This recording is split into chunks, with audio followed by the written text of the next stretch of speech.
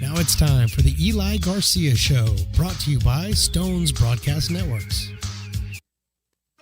Hello and welcome into the Potters pregame. It's time for the Eli Garcia Show. It's not Sunday, Eli, but you were smart enough to realize that we don't have a game tomorrow, so you're going to show up today. You showed up on time. You showed up ahead of time, so thank you for that, Mr. Professional. Yeah, of course. I think I'm getting better and better as it's going. You know, I'm learning, right? It's still young, but you know, definitely happy to be out here and just, you know, it's always good talking to you. You know, I love it. I love it. You know, we were talking before we went on about the two games we played against Peloteros. There's just something special about it. Obviously, brother Isaiah is over in the other dugout, and you know a lot of the kids. You know, some of the kids you've seen in high school and stuff. But the last two nights, the response out here, the response on streaming has been actually absolutely sensational, and it's got to make you feel good for one.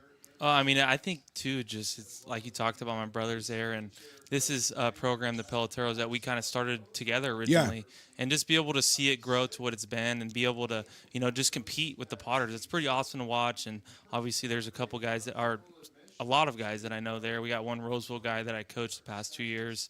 So it's just, you know, it's definitely fun to play against them. And, you know, last night, you know, it was a nail-biter. They challenged us. It was great. You know, they hit us in the mouth, and, you know, I was excited, and I loved how my boys responded yesterday. So, you know, definitely good games to be a part of, especially going into league play next week. Yeah, it's fantastic. And it's fantastic, too, because a lot of the guys on Peloteros are younger. They're either graduated high school or they're still in high school. And it's so – and you must have this perspective to see them now and know what they're going to become into, how much different they're going to be in 2 or 3 years and how they're going to change. And you know, sometimes we have guys on the other side that have come out the other end of that, and we've seen what happens. They develop – well, they grow into men, quite frankly. Oh, 100%. And it's just good for them, too, to have that experience now rather than when they go into their schools in the fall and kind of have that little welcome to college moment, you know. Like they had a couple arms. They're really good, right? But we got some good hitters that have been in college. They're older, mature, and they got hit around a little bit. So it's a good learning moment for them to be able to just grow into the baseball players that, you know, that hopefully that they'll become. Yeah, and it's great fun to watch them do that. I did give one note to your dad yesterday when he was up here. I said, dude, we got to get the Peloteros.com or whatever going. We got to get the website so you can put the kids up on the website, get your rosters, and get all your information and your news. He said he was on it. I don't know that he's really into that stuff, but I gave him a couple of names. Yeah, no, definitely. I mean, it's something, like I said, it's still growing, right? Yeah, you know, that's right. It's fairly new. We started in 2023, you know, it's just so, like I said earlier, just to see where it's come to now, it's awesome. And it's even funny. All my family, they're wearing half Peloteros and Potter's hat. I saw him down there, in front the other day. That's awesome. You know, you see my grandma, you know, I saw Gloria, Grandma, you know, she's torn between the two because she can't pick, right? She's just like, I got to root for them both. Why isn't she throwing out the first pitch? That's what I want to know. Oh, she should. She's running both these teams, basically, really. Yeah. I mean, she's the inspiration of both of them. I'd like to see you make that happen tonight. Let's turn our attention to the field, like you said last night, a close one. You said something to me a couple of minutes ago. We were talking about, you know, the games last night and the night before, and you talked to me about the Ty McGraw home run. And talk to me a little bit about Ty himself. This is a guy who's hitting like over 460, I think, for the summer. He's been here all summer. He's 10 for 20 in his last 5 games, driven in 13 runs. He's had a couple of home runs. This is a guy who is really coming out and showing him what he can do. Yeah, I mean, Ty is just one of those players. He's so fun to coach and be around, right? And the game just seems so natural to him and just fun to him. And I think, you know, we're getting blessed, you know, being able to watch him, you know, every day in and day out. And just he's an incredible player. The work he puts in, you know, it's been amazing to watch. And we're just, you know, like I said, we're very blessed to be able to watch him. And, you know, I have high hopes, you know, him keeping it going. And, you know, like I said, we talked about left-handed hitters at McBean. It's just something about it. Something special about it, yeah. And when they put the screen up there, because the houses got mad at us years ago, but they put the screen up there, and it's something special about seeing a left-handed hitter. And that's, you mentioned about what a great guy he is, and that's something that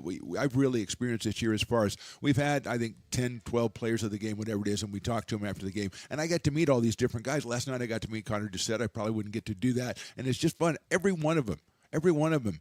First of all, they have stories on how they got here, and it's always a guy knew another guy, and I love that. I absolutely love that. But every one of them talks about the camaraderie, talks about how much fun they're having. Oh yeah, and I mean that's the lifestyle of college baseball, but also a little bit of pro baseball as well. Obviously it's not the 6 a.m. weight trainings that they do in college, right? But it's also like hey, you're still in college, like you're not getting paid yet to play. And I'm sure they probably want to at some point.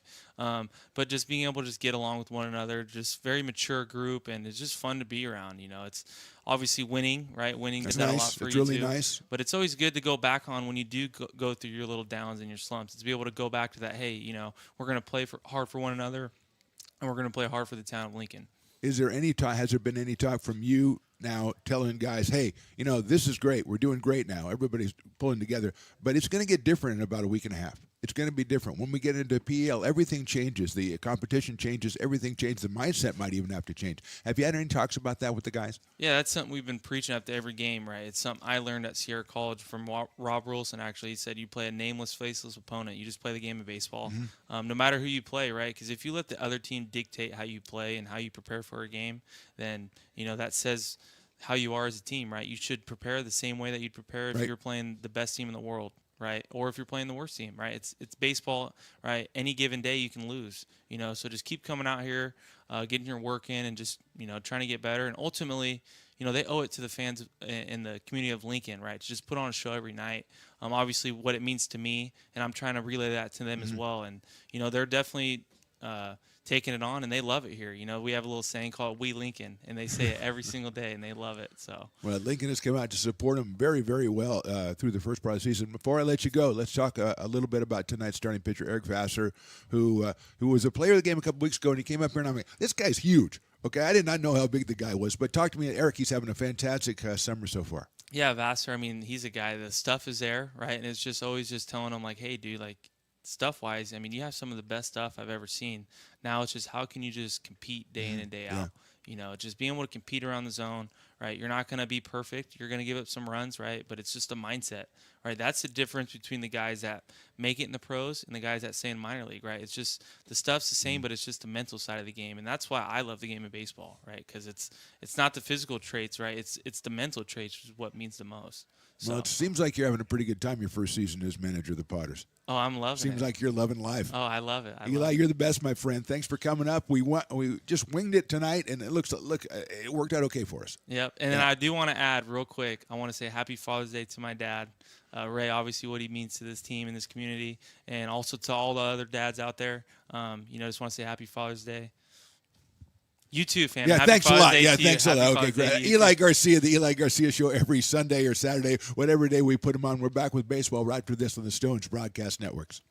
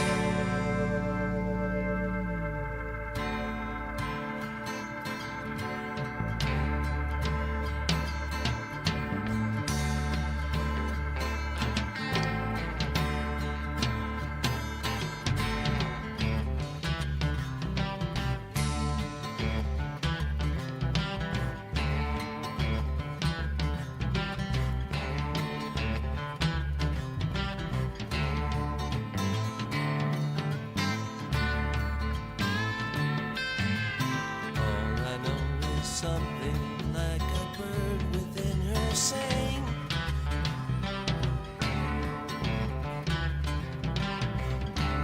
All I know, she sang a little while and then flew on.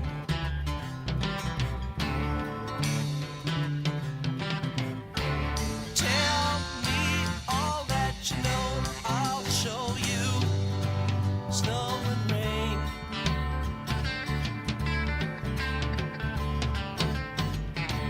When you hear that same sweet song again, will you know why?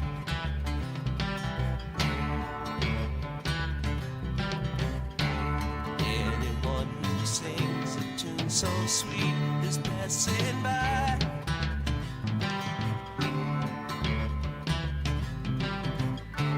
Laugh in the sunshine, sing, cry in the dark, fly through the night.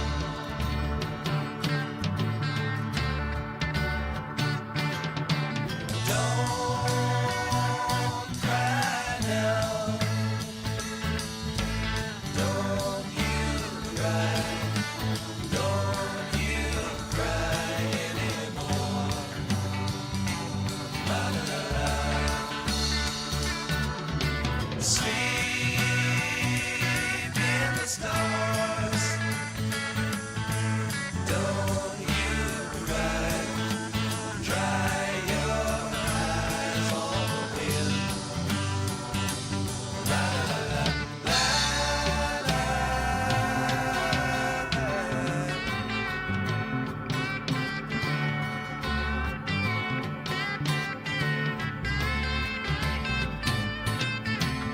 All I know is something like a bird within her sang.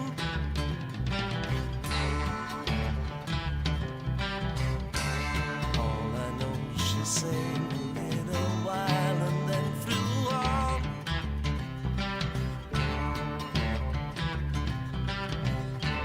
Tell me all that you know, I'll show you snow and rain.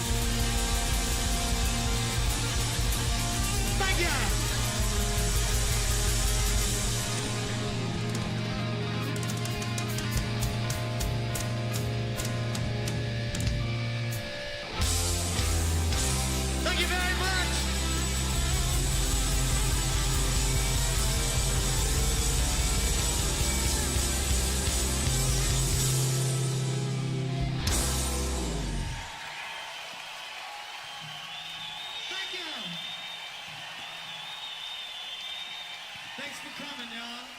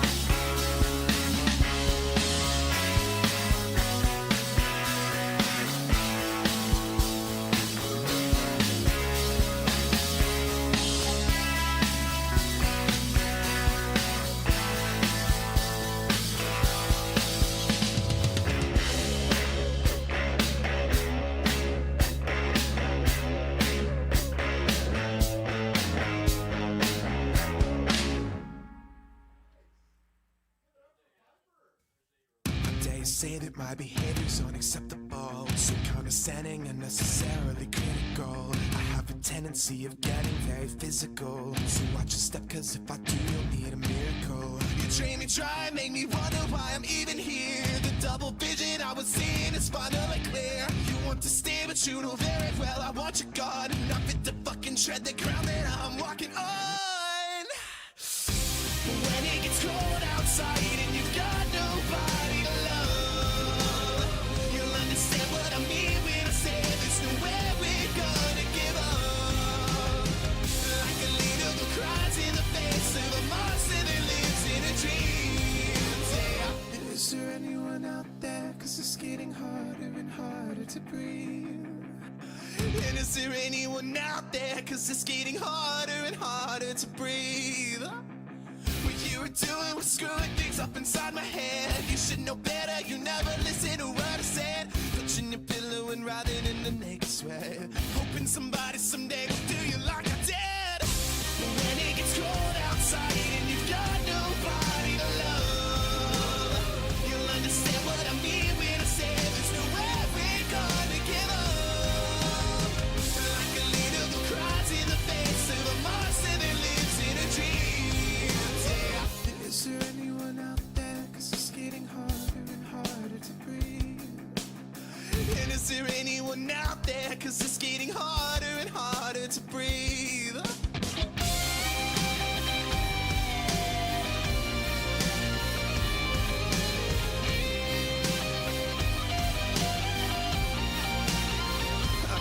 Does it kill? Does it burn? Is it painful to learn that it's me who has all the control? Does it thrill? Does it sting when you feel what I bring and you wish that you had me to hold?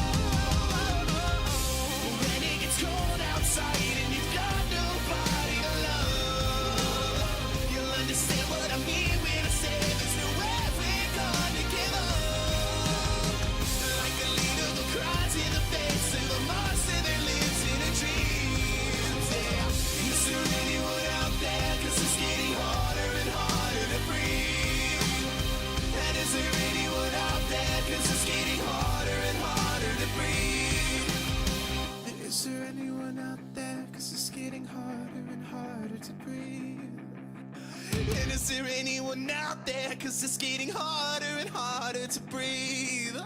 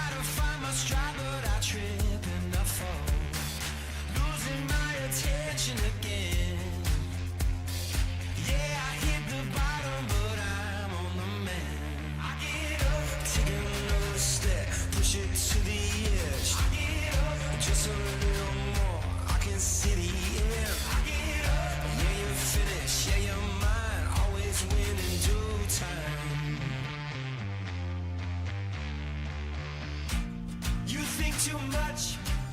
It's in my head. So I'm shaking off the rust. And you got no trust. It's in my head.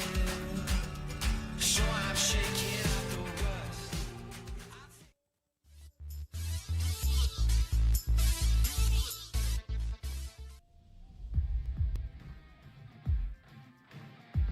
Coming to you live from historic McBean Stadium in the heart of Lincoln, California.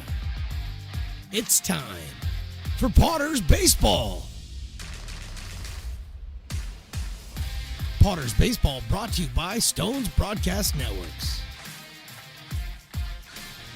And now let's send it up to the booth, to the legend, Mark the Phantom Lowe. Well, hello, everyone, and welcome to McBean Stadium in Lincoln, California. We just had a tremendous national anthem by that young lady right there who's probably about 6 or 7. Boy, the stage presence she had. She was fantastic. Then we had fireworks. We're going to have a sheriff's department flyover in just a minute, or we already did. I don't know. I'm all confused. Everything is happening. We're a little bit late, and we apologize. The umpires weren't here, and we felt like we couldn't go on without them. I said Voldemort could go out and umpire. He was not receptive to the idea, so we had to wait for the umpires. They are here now. They're ready to go. On the mound is Eric Vassar for the Lincoln Potters, and we talked about him in the pregame with Eli Garcia. He has been sensational, 2-0, 13 innings pitched, just 4 hits, 15 strikeouts, 4 walks, and no earned runs. And he will be facing the Peloteros here in just a second, but we first want to set the scene because we've got fireworks night, we've got superheroes night, and boy, were Riley and I off on our superhero predictions. Crazy. You will not believe the superheroes we have out here tonight. And we've got the sheriff's department, the fire department. We've got Sonic, the canine officer, out here. He's going to put on a demonstration in the second inning. And again, I wanted Voldemort to be the subject of that demonstration. I said, look, I will put you on top of the intern rankings for a solid week, and you don't even have to show up if you go out there and let Sonic practice on you, so to speak. He said no, and maybe he was right. But a lot of stuff going on tonight. It's going to be a fantastic night, a full house out here. We had to extend the happy hour all the way till first pitch, which is going to be about 6:30 the way we sit right now, and that's okay for the vendors out here.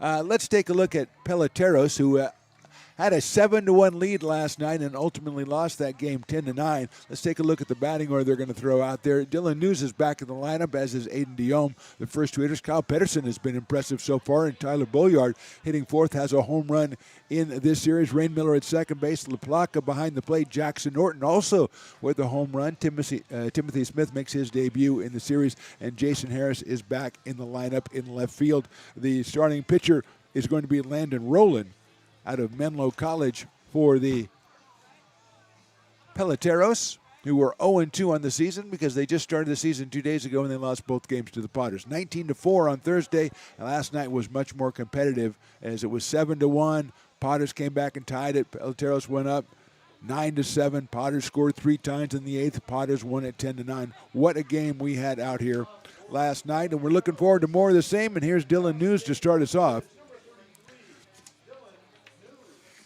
Dylan, a left-hand hitting center fielder, is the first batter against Mr. Eric Vassar. Dylan headed to Cal State Northridge, I believe a Rockland product, and he is up here, and he fouls it off down the left field line, and we are underway. Dylan was 2 for 3 and scored 2 runs on Thursday night, did not play in the game yesterday. Tyler Cody was out in center field yesterday. Tyler not in the lineup, at least not yet, for the Peloteros. Vassar inside with the fastball at 93 miles an hour for Eric.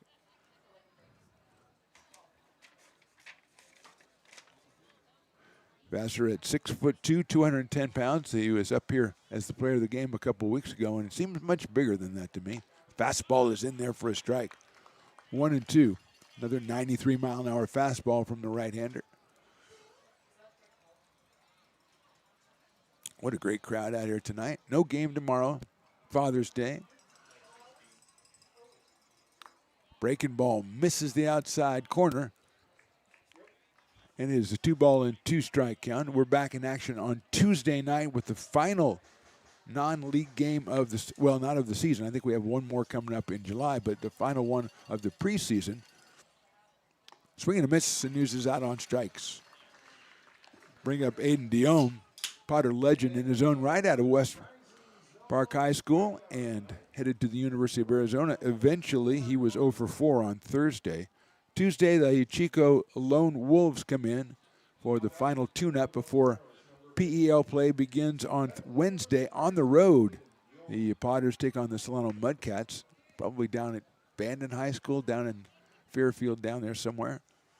And then we have a big one next weekend as a swing and a miss to Diome, as the Humboldt Crabs come to town Friday, Saturday, and Sunday. 7:05, 7:05, 6:05, I believe, are the three that we have going. So that will be a tremendous series.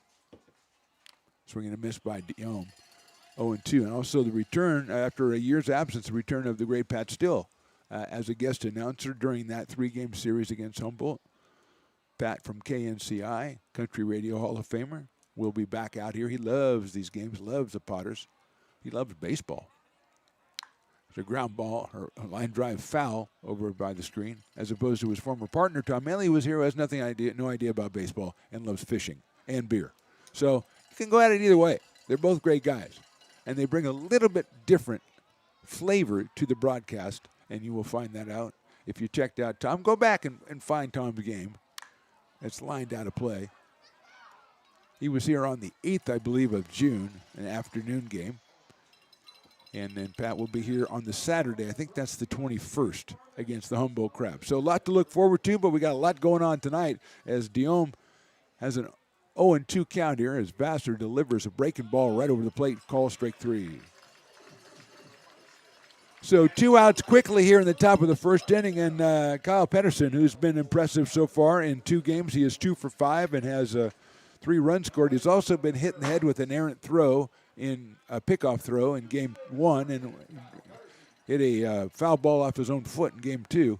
And Riley, you're right. After this pitch, we'll do what you want to do, Riley. Finally. We're only a batter late. I don't blame you. Fouled off. Let's look at the defensive alignment for your Lincoln Potters.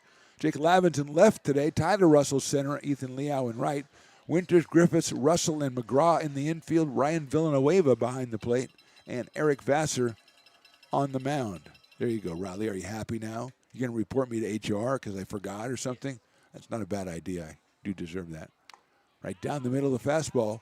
92 from Eric Vassar, and Pedersen is behind in the count, 0-2.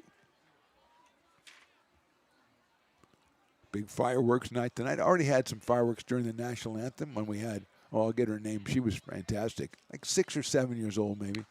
That's lifted down the right field line. It is a foul ball, and giving chase was Ty McGraw, and he's done everything, but he couldn't get that one. And having another chance will be Kyle Pedersen. Willie, what's the name of our national anthem singer? Do you have the name of the national anthem singer over there? Amelia Bubenek. Great stage presence. She's thrown the voice up and down. She was like everybody in the palm of her hand, and the fireworks went off in center field. She didn't bat an eye. She kept going. That's amazing. I was scared. She kept going. Incredible. 0-2's outside, as I've said many times. Whoever's running getting the national anthem singers this year, the best ever. Even Riley agrees. And he doesn't really like anything except for Sea of Thieves, right? And VR volleyball. Oh, that's right. Swing and a miss. We'll get back to that after this, as we have 3 strikeouts to open the game. We'll go to the bottom of the first. Peloteros, nothing. Potters coming to bat.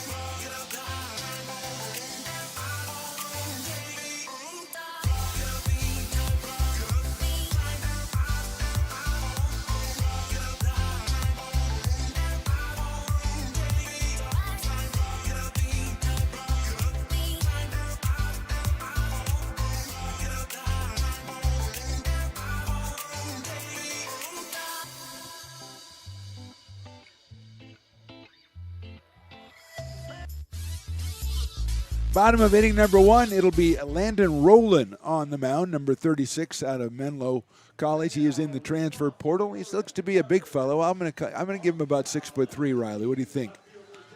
I don't have that information on my sheet, so we're gonna have to just speculate. It may be about 210 pounds, maybe 205. That's where I'm going.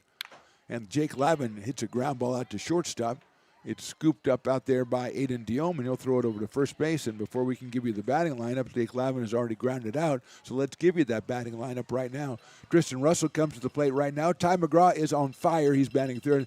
Paniagua is the DH tonight, then Ethan Liao. Ryan Villanueva back behind the plate. Griffiths, Tyler Russell, and Kenny Winters rounds out the Potters lineup. And here is Tristan Russell, who is hitting at .391 on the season. He still leads the team with 24 RBI. He has 2 home runs, and he has scored 14 runs. He is from Cypress, Texas, home of Cat Osterman and De'Aaron Fox. And that is high and outside for a ball. Let's look after this pitch, Riley, at the defensive alignment for the Peloteros, which means friend of the Phantom in Spanish. No, it is not. I just said that. Jason Harris, Dylan News, Kyle Pedersen, Jackson Norton, Aiden Diome, Rain Miller, and Timothy Smith. Santos LaPlaca behind the plate, and Landon Rowland is your pitcher, and he has 1 out here in the bottom of the first inning. There's a chopper into the hole. Nice job at Rain Miller at second base. Throw it to first. Did he come off the bag? He did, and he's safe. Infield single for Russell. Good play. Miller going to his left. He had to throw back his body to the right. And Timothy Smith tried to stay on the bag and couldn't quite do so. So it's a hit for Russell. He's at first base with 1 out. And here is Ty McGraw, and this guy has been good lately. Last 5 games, he has 4 multi-hit games. He is 10 for 20 with 2 home runs, 13 runs batted in, and 8 runs scored. That's just in the last 5 games. For the season, 469, pair of home runs, 22 RBI, and 17 runs scored. There goes Russell. The block of the throw to second is just getting there just now. He threw it from one knee, and it was not successful in any way, shape, or form. And Russell has a stolen base. And that is his 17th stolen base for Tristan Russell. And he's out there for McGraw, who is a 1-ball, no strike count. It's a big chopper out to Rain Miller. Miller to first and gets McGraw, moves the runner over to third base. So with 2 outs, it'll be Adam Paniagua. Joined the game at the beginning of the series, had a home run, a double on Thursday, a grand slam home run, and it hit last night. So he's 3 for 8 with a home run and 4 RBI. Out of Regis University in Denver, Colorado, originally from Phoenix, Arizona. Takes a strike. Ethan Liao to follow if Adam can keep it going. Potters want to strike first, get a leg up on Peloteros. Chopper up the middle. It's going to find its way into center field, and Paniagua comes up with the RBI single, and the Potters are on the board. They lead it 1-0. So give Adam 5 runs batted in now in 2 games in an inning, and here's Ethan Liao. Ethan sporting a .321 average with 9 RBI and 12 runs scored. Comes to us from Dublin, California by way of Gardner-Webb University, the Running Bulldogs. Right-handed hitter, and Ethan's out in right field today.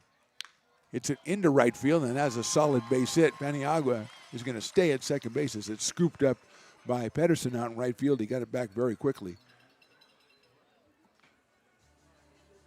So Potters with a run in and threatening here, and Ryan Villanueva is the hitter. Ryan, a home run. Driven in 9, he scored 7. He's out of Fullerton College. His home run way back on May the 30th when he was our player of the game, 364 feet. Pretty impressive. That is in there for a strike. Piper the Peacock has had to go do a little extra work today to fill in the time while we waited for the umpires, and Piper did a heck of a job. Ran the bases, threw a couple of pitches to the catcher, did a lot of stuff. In the dirt, bounces away. Nice job by LaPlaca to block it, though, and Paniagua has to stay at second base. So we've got the firemen, we've got the policemen, we've got police dogs, or just one police dog, Sonic, 8 years old. Born in Holland, by the way. And yes, he does have papers. First thing he did when they came over, according to his handler, they got him Americanized. That is in there for a call, strike 2 on Ryan Villanueva. Padres on the board on the Paniagua RBI single. They lead it 1-0.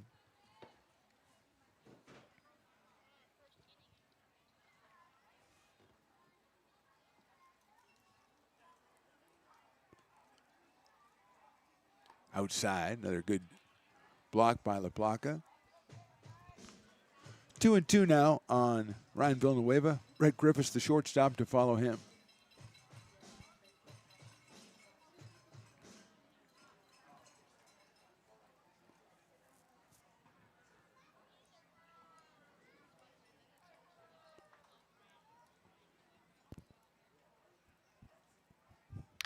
Chopper right back to the mound. Roland runs the obligatory 2/3 of the way before he underhands it to first base. Potters score once in the inning. We go to the top of the second. Potters on top, 1-0.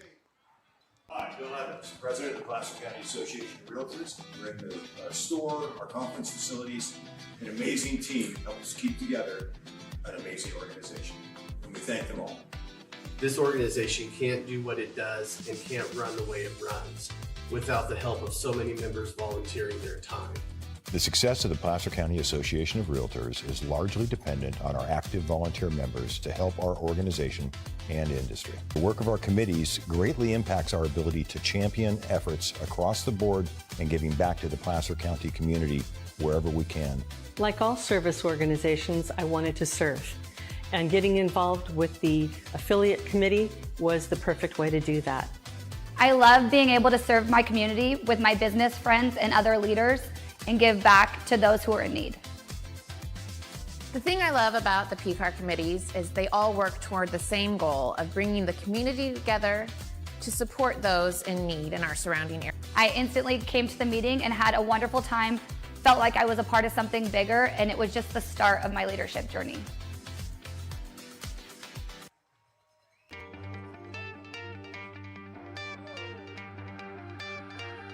Gooseport Public House.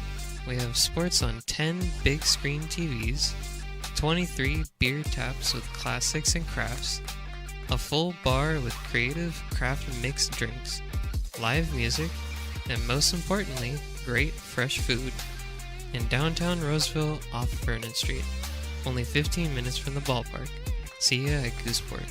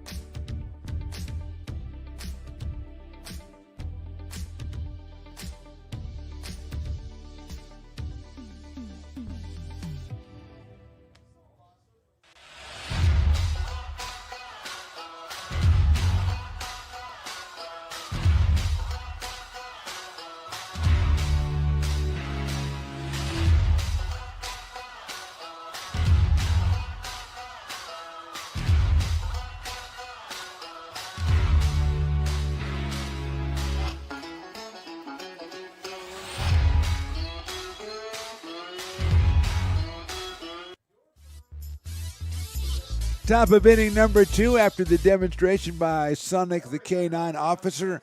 between innings. Had everybody on his side. I really think that's something we might look into when we are mad at the umpire. We have umpire attack dogs, you know, and the dog knows the strike zone. So if the umpire makes a bad call, the dog just goes after him. Of course, they'd have to put the umpires in bite suits, and that would be bad.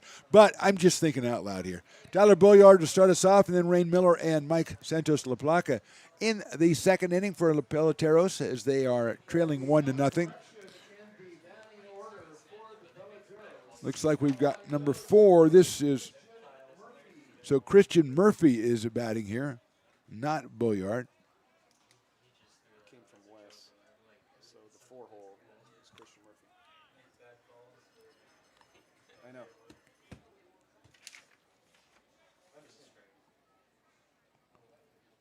So Christian Murphy is the hitter, and he fouls it off. On deck is Rain Miller. Okay.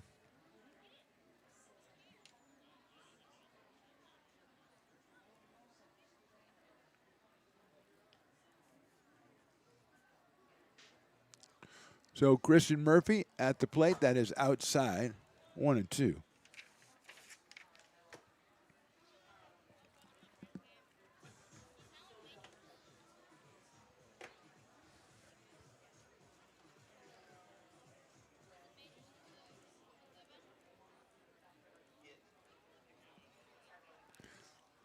Murphy 1 ball and 2 strikes. Vassar steps off.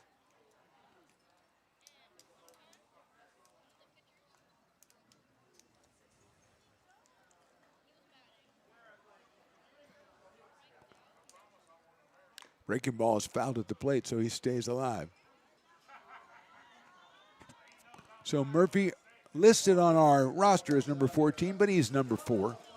It's all hush hush. It's all been dealt at the highest levels. Don't worry about Riley.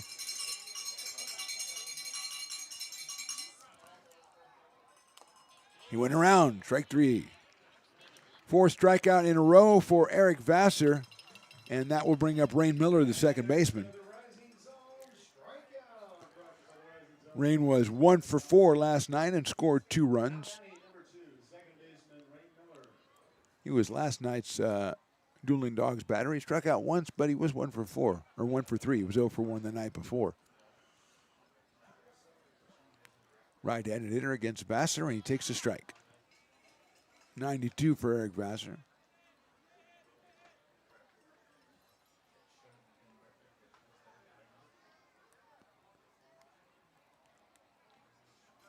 Breaking ball, that finds the strike zone as well, 0-2. Up.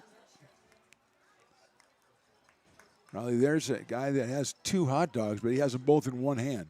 So I don't know what that does with your theory. They got to have something in each hand. Fastball, call strike 3. That one listed at 92, looked like probably the hardest pitch he's thrown all night. And it caught the outside corner. And brings up Mike Santos La Placa, the catcher. Mike, out of the University of the Pacific, is 2 for 4 in the series, and he has 2 runs batted in, a big 2-run single. That came up in last night's game in the second inning.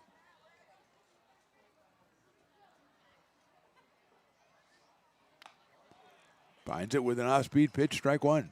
Vassar getting ahead of the hitters. Eli Garcia had a lot of nice things to say about Eric in our pregame show. Check out the Eli Garcia show right before our broadcast. That's lifted high into right center field. Giving chase is Russell, and he'll make the catch. So the first ball put in play by Peloteros is a fly to center field. 6 up, 6 down for the visitors. We go to the bottom of the second inning. Potters on top 1-0. When it comes to your home's maintenance and repairs, Jeffers Resource Group has you covered. Our handyman services offer a comprehensive range of expertise, from minor carpentry to drywall, electrical and flooring for property managers, landlords, and renters alike. We ensure that every job is completed to the highest standards, so you can have peace of mind. Contact us today to discover how Jeffers Resource Group can help keep your home in top shape.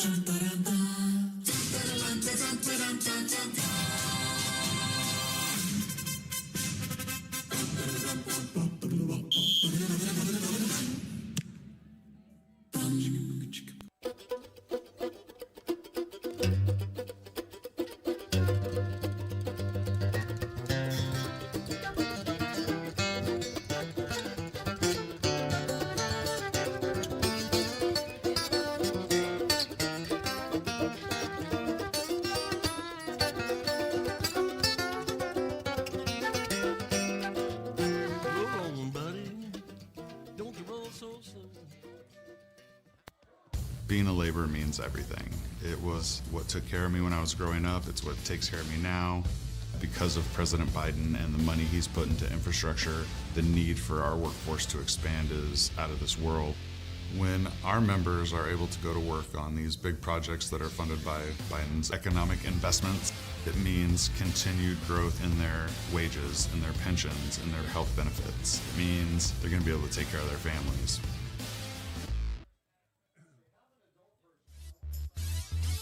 Bottom of the second inning, Potters lead at 1-0. We had Piper's race, and for the first time, Raleigh, I think we're going to have some litigation coming out of that, as it looked like Piper ran over a kid. Of course, the kid was cutting from second all the way to the third base line. He wasn't going to third base, but it looked like there was a altercation of some sort, and we might be called to testify. They might subpoena your footage, so be ready for a call in a litigation case coming up, probably with our courts, probably heard it in about 7 or 8 years. It'll be Brett Griffiths, it'll be Ty Russell, it'll be Kenneth Winters, the first 3 hitters against Landon Rowland, who gave up 3 hits and a run in the bottom of the first inning. Adam Peniagua with the RBI single, scoring Tristan Russell. And here is Brett Griffiths hitting at 160 with a home run and 2 runs batted in. Out of Sacramento, out of American River College, out of Ball State University. He's from all those places and more. We say hi to, I got to get this right, OGG, the OOGG, original Oregon great-grandma, is up in Oregon. Nana is in Reading. Mom, of course, is local. And Brett's at the plate. So that gives all the members of the Griffith family tree. We've got them located, and it's 1 ball and no strikes on Brett.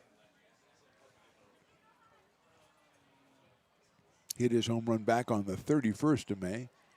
Swings and misses at that one. It's 1-1. Landon Rowland, right-hander, about 6'2" or 6'3", 205. From Menlo College, currently in the portal, and aren't we all? That's outside for a ball. Of course, great crowd out here tonight. Fireworks night, superhero night. Superheroes were doing a lot of activity trying to kill time before the umpires got here. They were out trading secrets with Piper, and then everybody was stealing Hawkeye's swords and bow and arrow and just playing with them. Popped up right side. Timothy Smith at first base is calling for it, and he will grab it for the first out. And I don't know, Riley, I'm not, okay. Supergirl looks pretty good. Okay. Gwen, I'm not even sure who that really is, but she looks good. Is that Spider-Girl or something? Gwen Stacy? Spider-Man is like he always is. It looks like he stopped on the way at Big 5 and got a softball jersey that said Spider-Man on it. And then Hawkeye, who's, I don't know if he's a new guy or what. He's got all the gear, which is nice. There's a sharp grounder out to shortstop. Diome is going to be off his glove, and he'll reach on an error. Will Ty Russell. First error of the ball game on Peloteros. It allows Ty to get to first base with 1 out and brings up Kenneth Winters. So Hawkeye has all the stuff. He looks good, but he's got sunglasses on, and Riley is obsessed with thinking he's Neo from The Matrix. So I'm dealing with a lot here, is what I'm saying. We give Supergirl the thumbs. She is number 1 of the 4. And neither one of us had it. Neither one of us had any of them except for Spider-Man. I did not think Hawkeye would be here. Swing and a miss, and there goes the runner. The throw is high to second base, and Russell with the stolen base.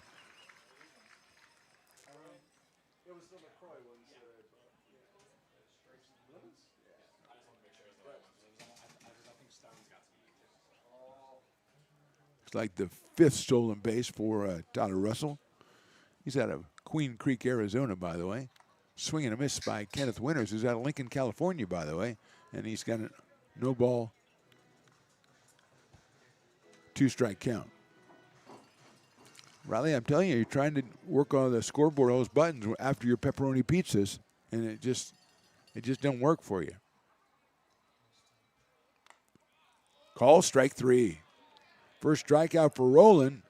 And Winters is down for the second out in the second inning. And Jake Lavin, who grounded out to shortstop his first time up, will be making his second appearance. Out of Laguna Beach, California. Comes in at 390, Jake Lavin. 9 runs batted in, 17 runs scored.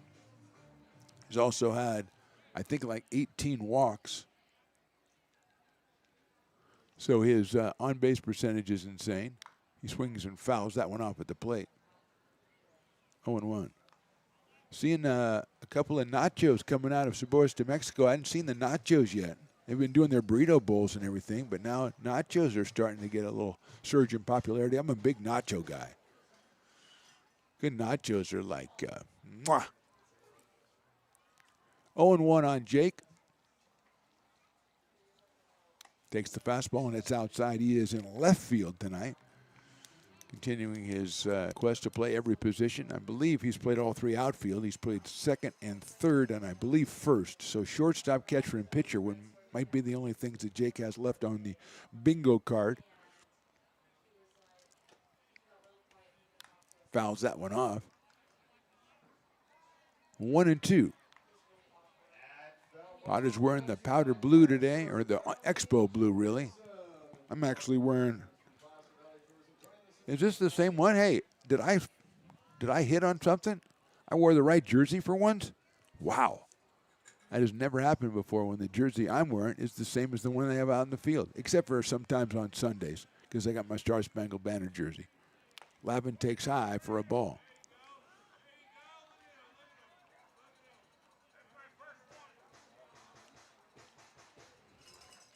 Two and two on Jake.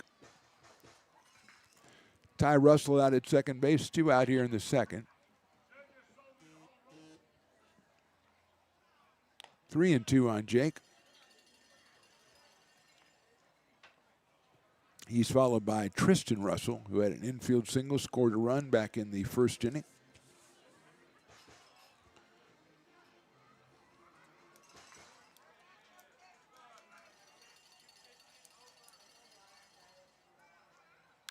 Pops it up left side. Jackson Norton giving chase. It looks like it will go foul down the left field line. It actually falls on the field. It's in foul territory, but had 3 people converging. Harris from left, Dion from short, and Norton from third, and it falls between them. And Lavin will get another shot on a full count here.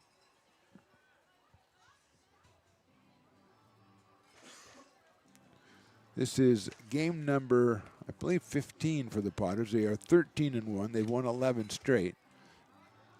Won the first 2 against the Novato Knicks, then dropped a 7-6 decision on the first Sunday of the season, and then have won every game since. And they try to get 3 in a row against Peloteros after last night's nail-biter. They escaped with a 10-9 win in that one. Landon Rowland, the starter for Peloteros tonight against Eric Vassar for the Potters. Lavin rips one to right field. Pedersen is right there and reaches up and makes the catch. Lavin all over that one, but he is the third out in the second. We go to the third. Potters on top 1-0. Astro Air Design Incorporated, where you feel the difference. We are a locally owned and operated heating, air conditioning, and custom sheet metal company committed to the highest quality of craftsmanship at a competitive price. Our trained and certified technicians have the knowledge and experience required to install, maintain, or repair your home comfort solutions. Our upfront pricing gives you the peace of mind because you know your price is locked in. Call Astro Air Design Incorporated today. Here in Michigan, we do more than just survive the winter. We thrive during it. You simply can't keep us away from what we love most: great times and amazing beer. The snow transforms the landscape and lays the path for adventures yet to be had. Trails ready to be explored, and freshly groomed hills ready for the first run of the day. And later, as the sun descends, it's time to unwind with great conversation and even better friends. Experience a taste of Michigan winter with Founders Brewing Company, born and brewed in Michigan.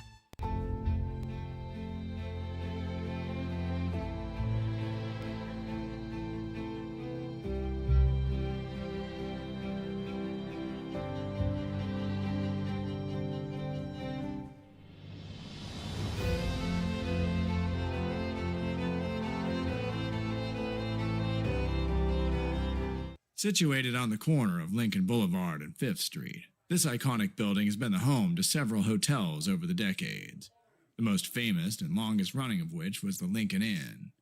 Having undergone several renovations and architectural changes, this building is the current home of Old Town Pizza, which boasts not one but 2 floors for your dining enjoyment, including open-air seating on the roof.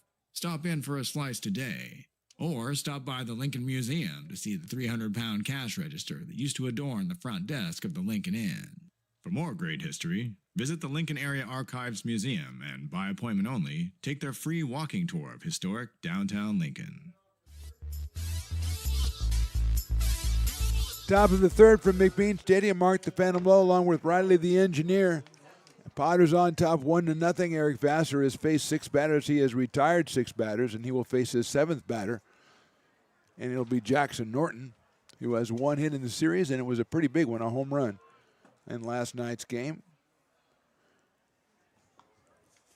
And the first pitch is fouled back. Jackson out of Sac City College. Be followed by Timothy Smith and then Jason Harris. And he takes a strike. It's 0-2. Vassar's strike-to-ball ratio is very impressive through the first 2 innings plus here as he's getting ahead of the hitters. Swing and a miss on the slider. Got his 6th strikeout in 7 hitters, and he'll face Timothy Smith. Now, Timothy Smith is the Dueling Dogs batter. If he strikes out, it's half off Dueling Dogs down at the Brick and Barrel backyard. He has struck out 6 out of the first 7 hitters. So it seems like he's on a roll right now, is what I'm saying. I mean, it seems logical, right? Any one of those 6 guys could have been the Dueling Dogs hitter, but no.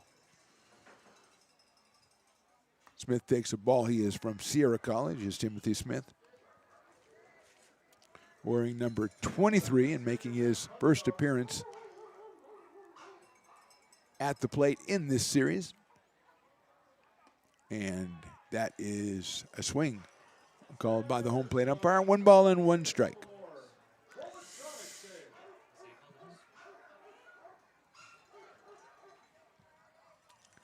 Sonic, the police canine dog, or whatever you call it, police canine, I guess you don't have to say dog, is adding his bark to the cacophony here, trying to, distract Mr. Smith and hopefully get that strikeout that thirsty Potter fans so desperately need.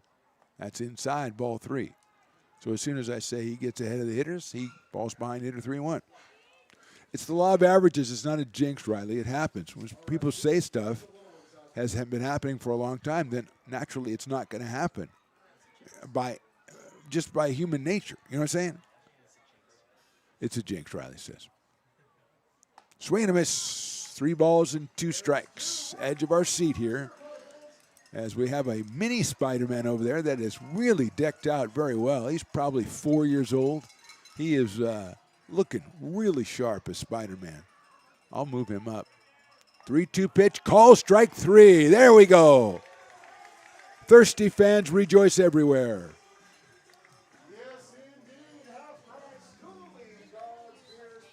That was 94, and he dotted the inside corner right at the knees. A perfect pitch by Eric Vassar.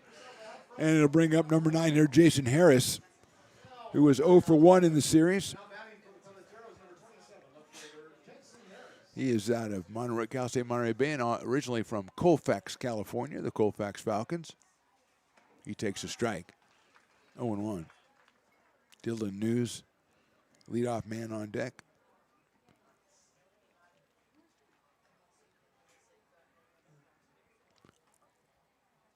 Harris watches that one outside.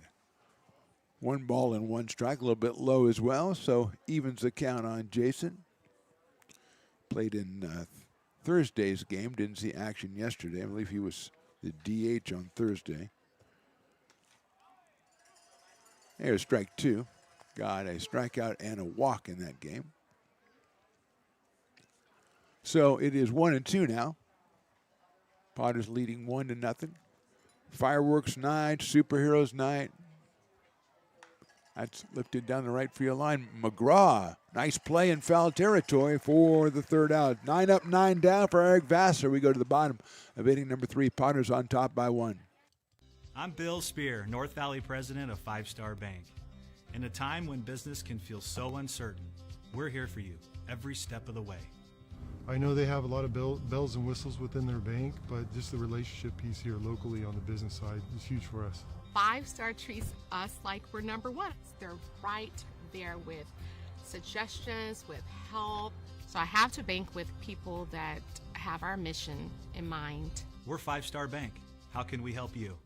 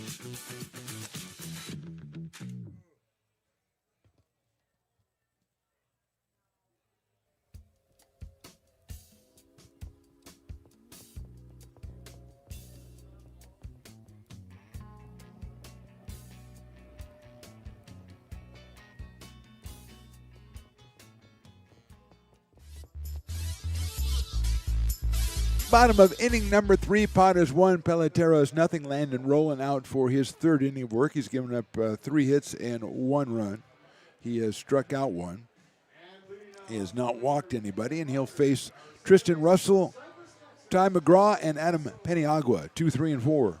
Russell with an infield single his first time up.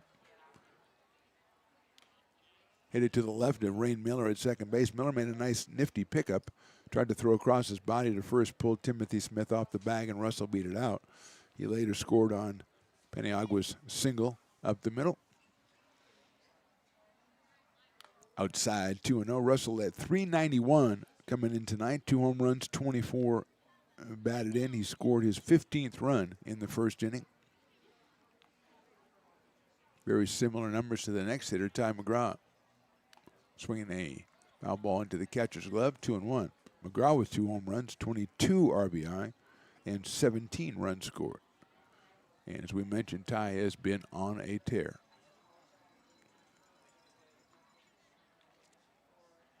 Russell takes strike 2 call, 2-2.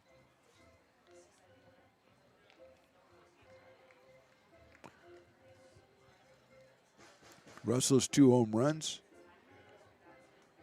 358 and 358.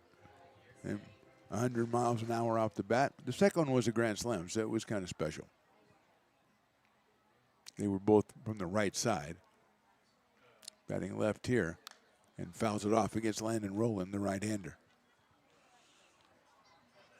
Fat Cat looking kind of busy down there, Riley. I'm surprised you haven't gone over to Sabores de Mexico and tried to get those nachos I was talking about. They look pretty good. And when I say surprised, I was just hoping you'd go get some so I could eat them. Russell takes inside, and that runs the count full. 3 balls and 2 strikes. Although you're pretty constant or consistent with your 2 pieces of pepperoni pizza. As long as someone gets them for you. Who is it today? Voldemort get it? Wow, he's trying to get out of that last spot. Russell takes ball 4. First walk given up by Rowland. And that is something that would plague the Peloteros yesterday. And here's Ty McGraw, who was hitting .469 coming in, 500 over the last 5 games. Has a pair of home runs, as we said, 22 RBI, second on the squad behind Russell. Maybe he hits it over a home run right now and takes the lead in home runs and ties for the lead in RBI. That could happen. Didn't on that pitch because it was too low, so it's 1-0. Ty McGraw from Gardendale, Alabama, and Troy University, the Trojans.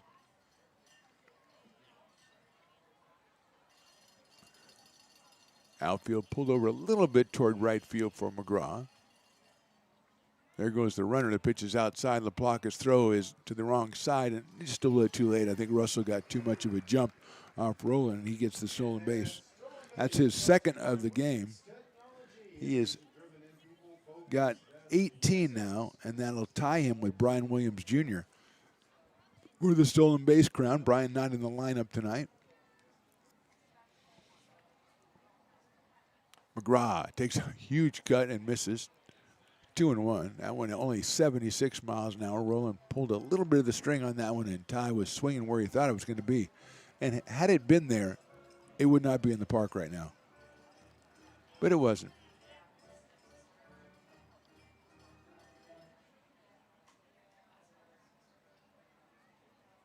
That's a fastball, and that's in there for a strike. Roland jumps it up to 82 and gets strike 2. So it's 2-2 on McGraw. Adam Paniagua, the DH tonight, out of Regis University, is on deck.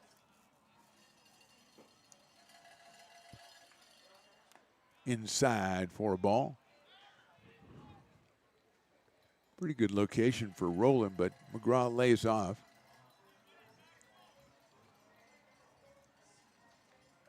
Potters look like they got some stirring in the bullpen. Nobody throwing as of yet. Vassar has gone through 3 innings quite efficiently.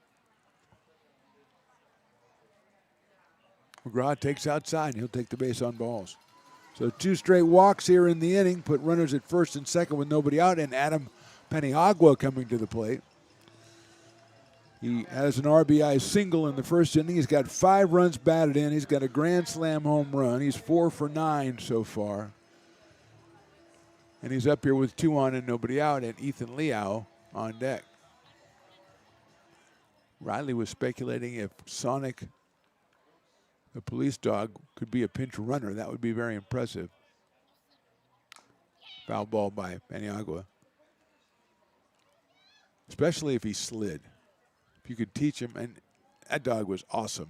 You could teach him anything.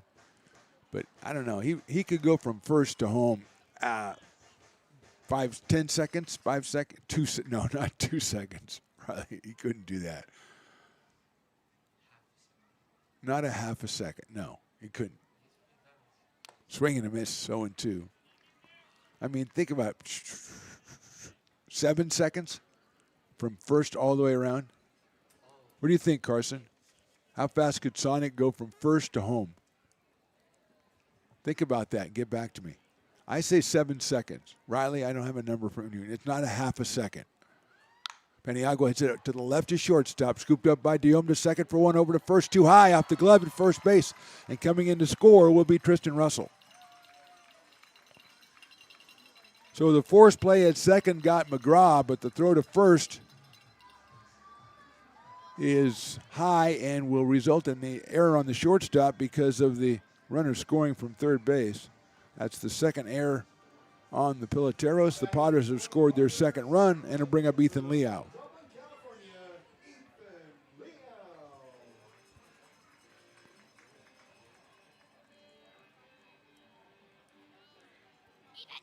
Paniagua now at first base. No RBI for Adam on that one.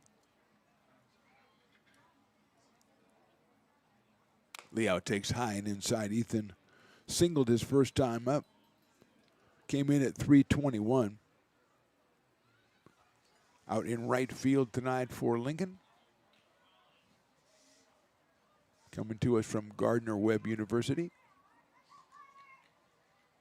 There goes Paniagua. It's a strike. The throw to second base is in time. What a nice throw by LaPlaca, and Miller in there at the last moment for the catch and the tag. So well done by the Peloteros on that one. And 2 outs in the inning. Liao took, I think it's 1-0 on Ethan. No, it's 1-1 according to the umpire. So he doesn't like what you said, Riley. Inside, 2-1. That was just perfectly placed. LaPlaca's first 2 throws were a little bit to the shortstop side of second, but that one was perfect. Fading into the runner, and Miller got there just in time and laid down the tag. Liao takes the ball. We're in the bottom of the third inning. Potters on top. 2-0 now.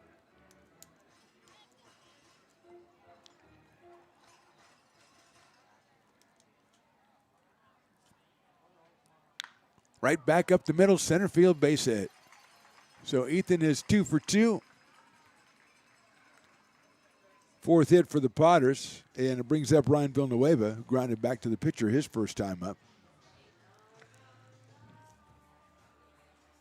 The catcher out of Brea, California, and Fullerton College comes up here with 2 outs and a runner at first base.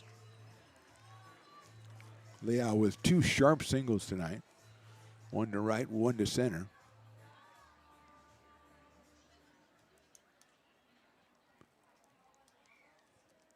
Let's see if Leal tries his luck. And not on that pitch as it's high to Ryan Villanueva. Our player of the game back on the 30th of May with his 364-foot home run.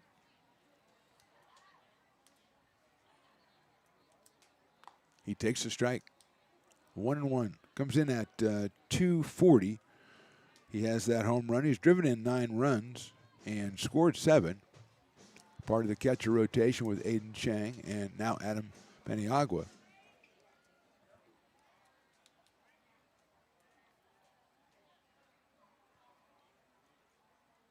Takes inside and high, and that time Leo was galloping off or skipping off first base and said, how did I get this far off the bag? And then he went back to first rather than trying to steal second. So he is still at first base.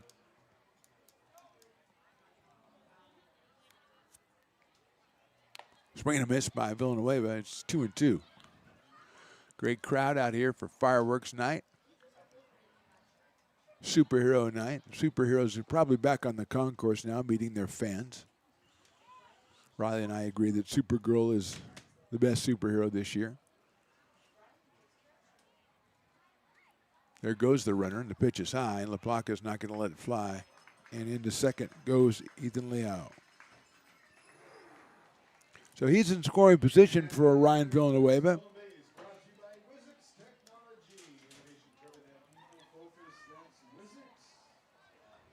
Three balls and 2 strikes. Umpire making that clear to everybody as it says 2-2 on the scoreboard. Riley had it right, of course. Villanueva is hit by the pitch, and he'll go to first base.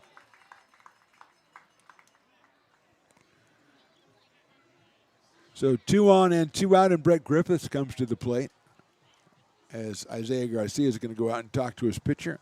He has a couple of guys loosening up out there. It doesn't look like anybody's really heating up. They're just kind of getting loose. And so I think he hopes that Roland can get out of inning number 3. He hasn't been hit really hard. The Ethan Leal ball was hit well, but he gave up a couple walks in the fielder's choice, the throwing error.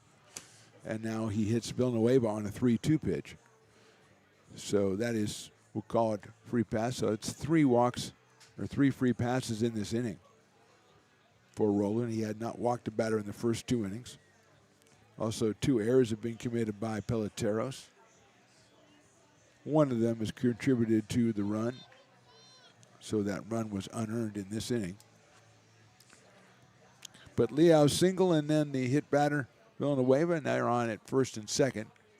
And Griffiths, who popped out to first base his first time up, will be your hitter.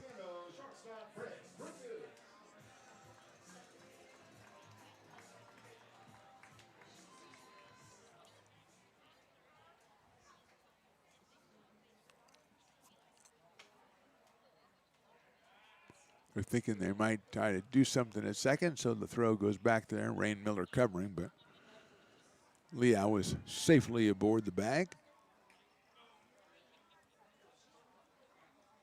Miller stand pretty close to second, leaving that hole open for Griffiths.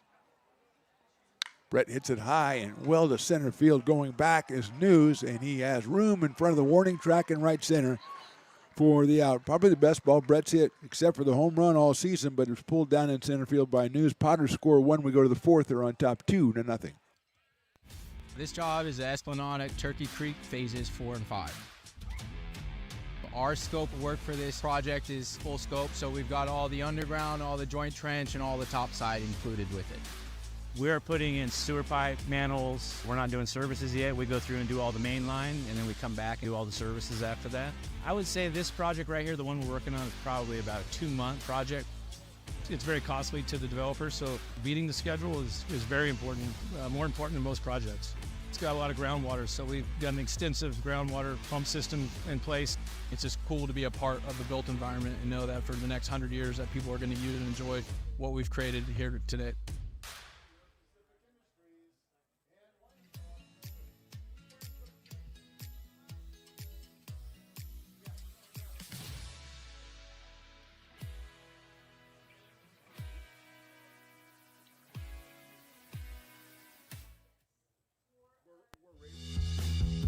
If you're in need of a seasoned DUI attorney, contact the law office of Samuel D. Burns, Incorporated. We are familiar with the laws surrounding your case, and we will work diligently to minimize the negative impact following a DUI charge. With a proven track record, Sam Burns works on your behalf to provide a positive outcome. He's been able to save his clients' driver's licenses and negotiate more favorable terms. Visit our website.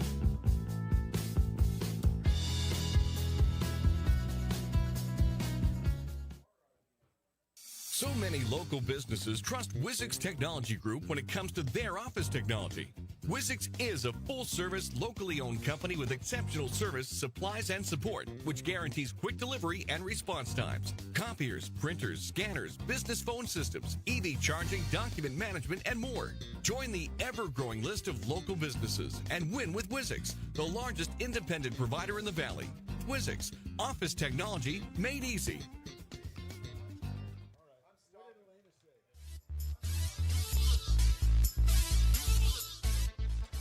We'll be with you in just a minute. Elena's telling me how long she thinks it'll take Sonic to go from first around to home. 7.8 seconds. That's very, mine was 7, and Carson's is 8.3. Riley's is 5, and Willie's is faster than he could run. So we are back. Your what now? Your parents are right there? You put your parents in the best seat in the house? Isn't that your job to put the people in there? And you picked your parents. That's awesome. You're my new hero now. You're player of the game right now. No wonder you were sitting with him before. Okay, I was wondering if you were I thought you were getting the best seat in the house. Well, hello, Elena's parents. She's great. Tanner O'Rady is the new pitcher for the Potters out of LMU. That's Loyola Marymount University. Eric Vassar was, well, I'll say he was pretty good. He faced 9 batters and struck out 7, and the other 2 flew out. So he went 3 innings and gave up zilch and struck out 7. And he is on point to win his 3rd game of the season, but a long way to go there. Dylan News is the first batter against O'Rady, and Tanner's pitch is outside. Count is even at 2 balls and 2 strikes. So Sonic, the dog, at first base. First base to home, Carson, 8.3 seconds. I said 7. Riley says 5. Elena says 7.8. I got to get Luke. We got to find out what Luke says. Luke can't say 7. I said 7. So Luke says 7.2.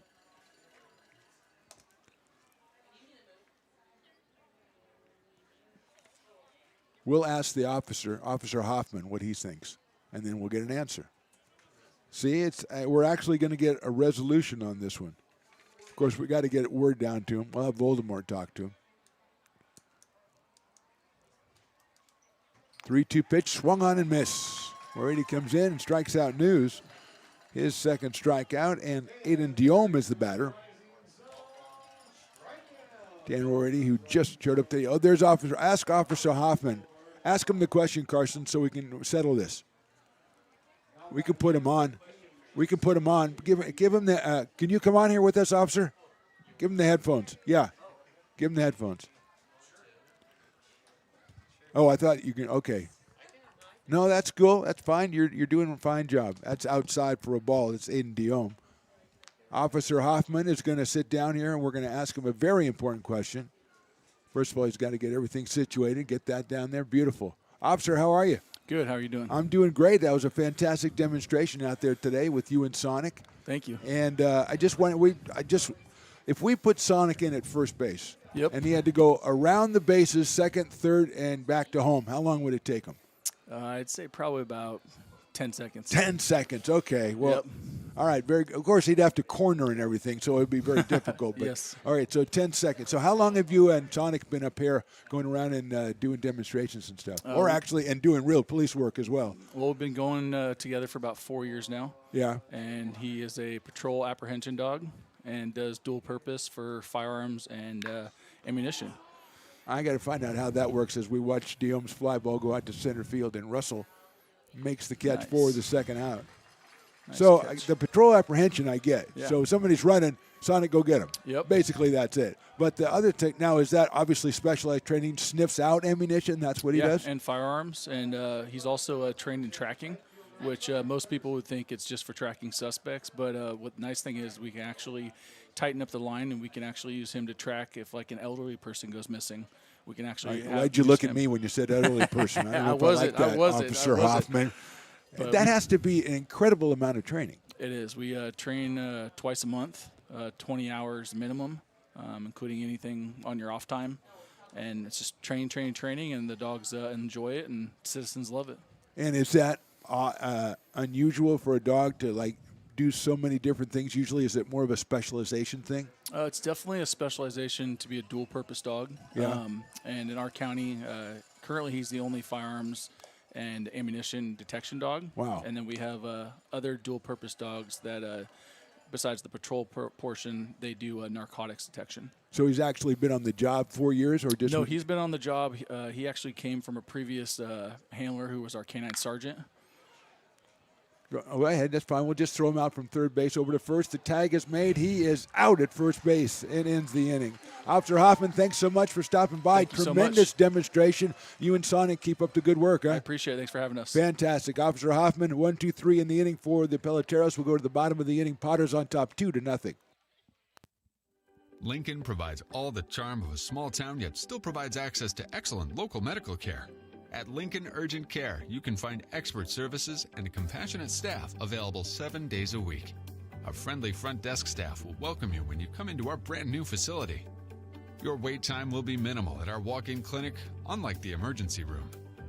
From broken bones and lacerations to allergies, flu shots, and illnesses, we treat a variety of urgent medical conditions. What sets us apart is not just our central location in Lincoln, but the convenience of our extended hours, including weekends. We've become Lincoln's first choice for urgent care because we treat patients of all ages for a variety of conditions and take most insurances. We're proud to be an approved provider for veterans and welcome in our military patients.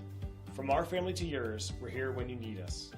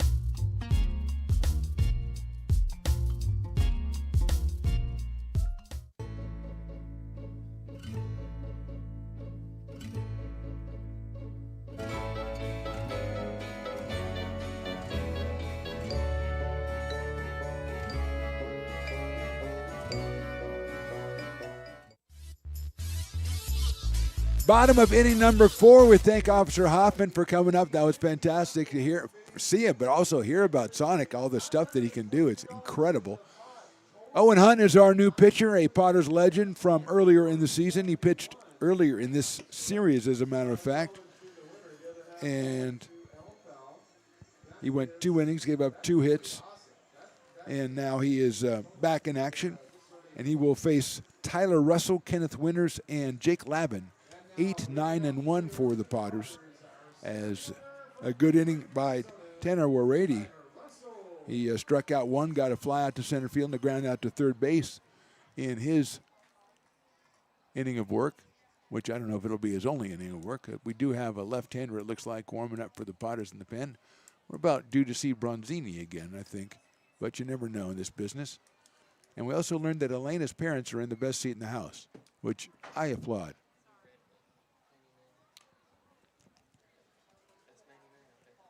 So it is Bronzini. And I love saying Bronzini because it reminds me of somebody from the Godfather. It was Barzini, but Bronzini's close enough. He was not a nice fellow, but I'm sure that Nick is a nice fellow. 2-0 on Tyler Russell.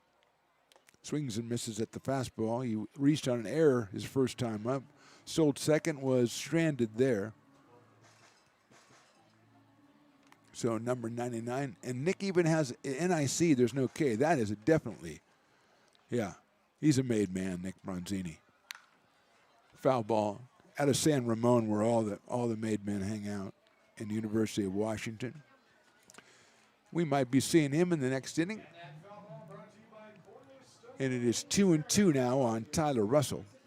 Potter scored once in the first, once in the third. They lead this 2-0 on a great night out here at McBean Stadium. Fouled again. Huge crowd.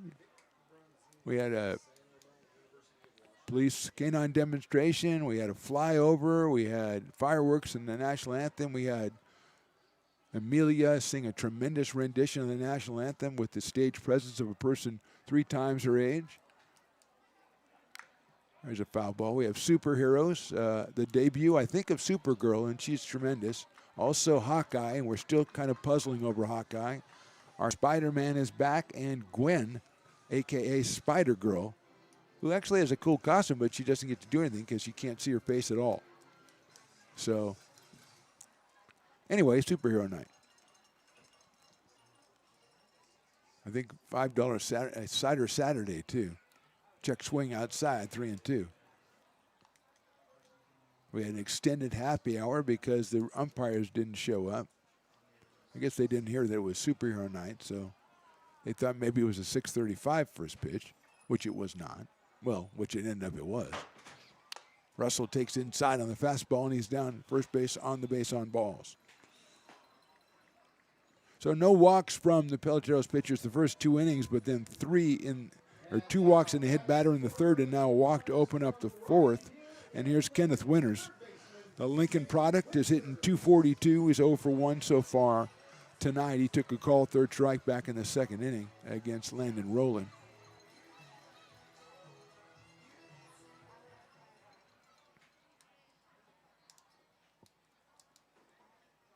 Hunt delivers down low for a ball. Peloteros with some activity of their own down there, down the left field line.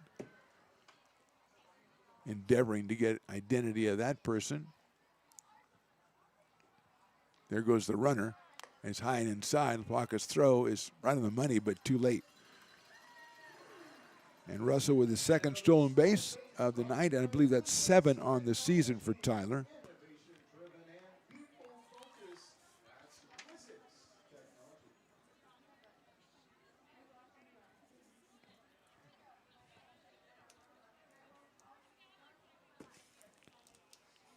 Two 2-0.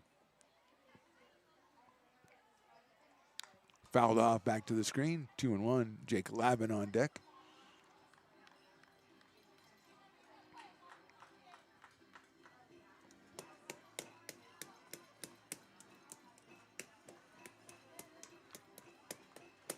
Been a fun week, fun 3-game series with the Peloteros. We've had Portuguese Heritage Night. We had Thirsty Thursday. There's a foul ball. We have Superhero Night. All kinds of stuff going on.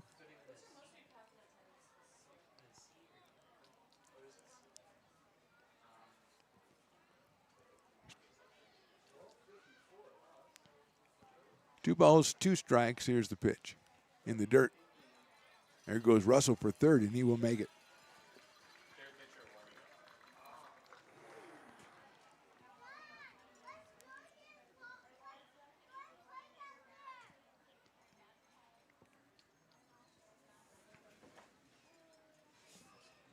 Looks like Cody Pinckney is the pitcher warming up in the bullpen for Peloteros, wearing number 66. Hunt. His fastball is fouled off by Winters, who stays alive. I believe the count is full at 3 balls and 2 strikes. I could tell you, Riley, a lot of mobility in these crowds. A lot of mobility. It looks like your boy Bill down at Fat Cat is doing some Boffo business down there. Breaking ball, call strike 3. Right at the top of the strike zone, and Winters is out for the second time on a call third strike. He is 0 for 2, and Jake Lavin will come to the plate. Left-hand hitting left fielder has grounded to short and flied to right. And the fly to right was just a line drive that was right at Kyle Pedersen in right field. He's got a runner at third, Jake Lavin, Mr. Tyler Russell. Hunt misses the outside corner. 1 ball and no strikes with Tristan Russell to follow Jake.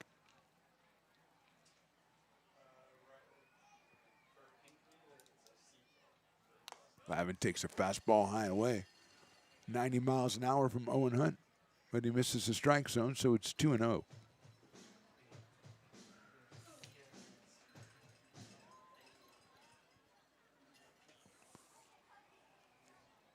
Outfield pretty much straight away. And Lavin fouls that fastball back to the screen. It's 2-1. Sunfield still in effect on the left side for the left fielder especially, and Jackson Norton at third base, Deom at short.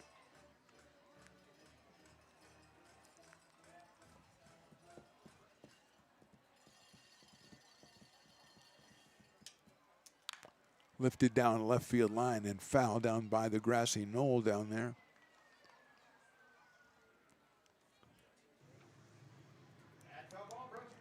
So it's 2-2 on Jake Lavin.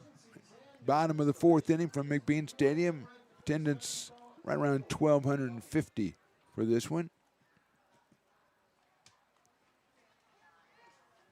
Probably more. Lavin takes low and inside, runs the count full at 3-2. Jake coming in at 390 out of Laguna Beach, California, and UC Berkeley.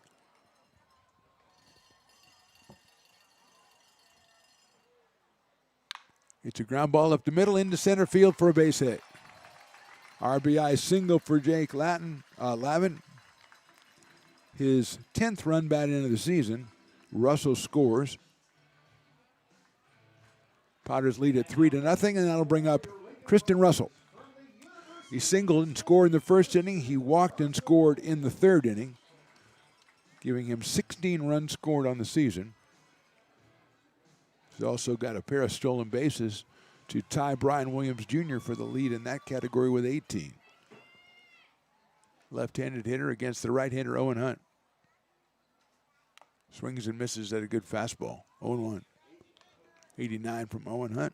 Throws very from over the top, so that a commanding fastball from a right-hander who stands about 6'4". Lavin with the lead at first base. He's going. It's off the glove of LaPlaca, so Lavin will steal it.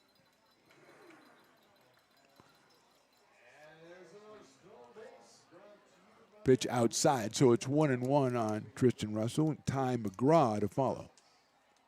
Potters up now 3-0. We're in the 4th. Yeah, I think your boy Bill's doing pretty well down there, Riley.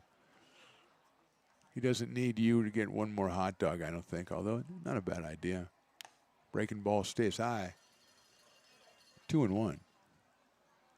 It's tough to see the boys to Mexico at the front. I can see their tent, but I can't see the line in front. But, I mean, from what I've heard about the Burrito Bowl, I'm sure they're doing okay. Now I see the nachos.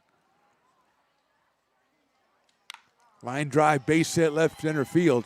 Having to go back was Lavin, but he's going to be able to score anyway. As going around first and sliding into second with a double is Tristan Russell. Picks up RBI number 25 on a solid shot to left center field. Lavin went back because he didn't know where the shortstop was, didn't know if it was going to be caught, and he was still able to come around and score as Harris picked it up in left field and got it back in, and here's Ty McGraw. Second hit of the inning, second RBI of the inning, one for Lavin, one for Tristan Russell. And McGraw steps in. He is grounded to second and walked. Chopper foul down the first base line. 0-1. Adam Peniagua comes out in the on-deck circle. He is the DH tonight for Eli Garcia. Eli Garcia's show ran today instead of tomorrow. No game tomorrow, so check out Eli if you missed it. Go back and check it out. Good conversation. About 8 or 9 minutes with Eli Garcia. A lot of fun. Russell takes off for third. The pitch is high and outside. The throw will not be in time. And Russell has his third stolen base of the day and takes the team lead over from Brian Williams Jr. Tristan now with 19.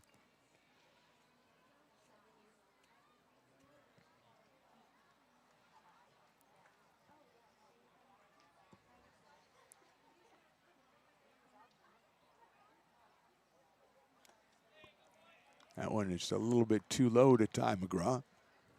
1-1.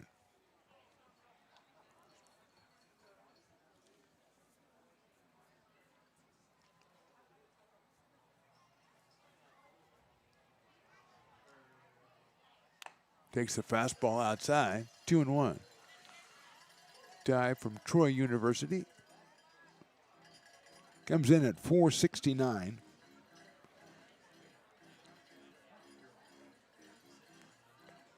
With a pair of home runs.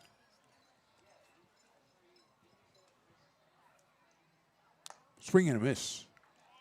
Runs the count full, 3 balls and 2 strikes. Good fastball from Hunt. Right around 89, 90 miles an hour, which is where he's been all inning. Landon Rowland went the first 3 innings, gave up 4 hits and 2 runs. No walks or strikeouts.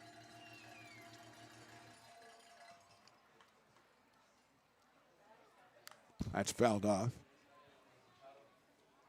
Actually, 3 walks, no strikeouts. So McGraw will do it again, 3 balls and 2 strikes. Potters have scored twice in the inning on 2 hits, 1 walk issued by Owen Hunt.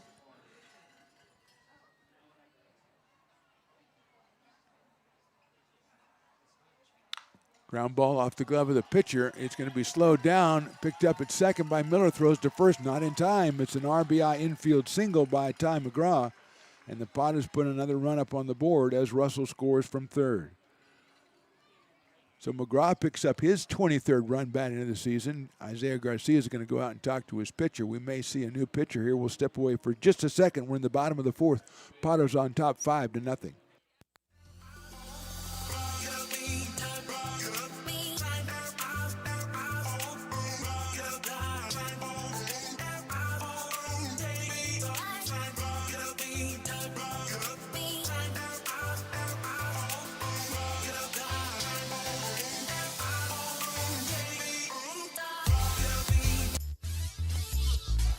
Meet the new pitcher, same as the old pitcher, as Owen Hunt is still in there.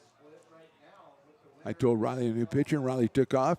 He came back. Emergency. Brought us back as Adam Peniagua comes up to the plate. 1 out in the inning. 3 runs across, and Peniagua, who has an RBI single and a fielder's choice so far tonight, steps in. Takes a fastball inside, 1-0.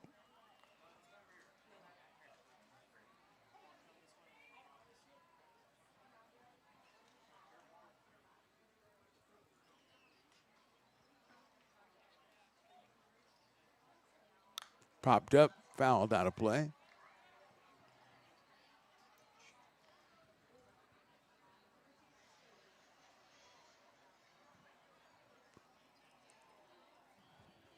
1-1 now on Adam from Phoenix, Arizona.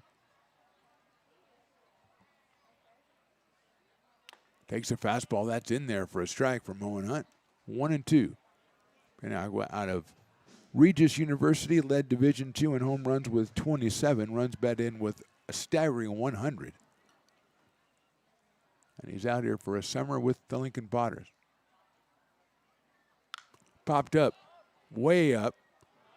Norton coming in from third. He is calling for it, and he makes the catch. And boy, that's an impressive job of tracking right there, as Norton had to come all the way from third base and keep his eye on one that went way up in the air and came down in his glove for the second out. McGraw's still at first base, and here's Ethan Liao, who is 2 for 2 tonight. Single in the first, singled in the third. Walk-up song, Money for Nothing, Dire Straits.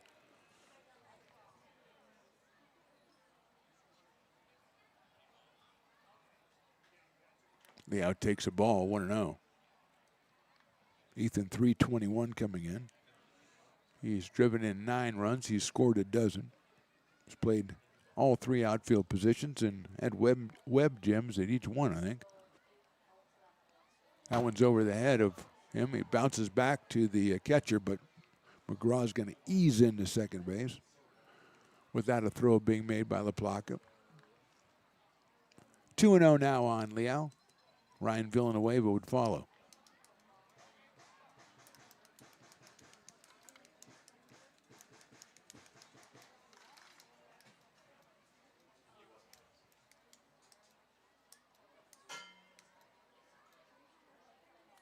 That's down low, 3-0. Potters off tomorrow, off Monday. Tuesday, Chico Lone Wolves come into town for the last preseason game of the 2025 summer. Starting Pacific Empire League play the next day at Solano. That is ball 4.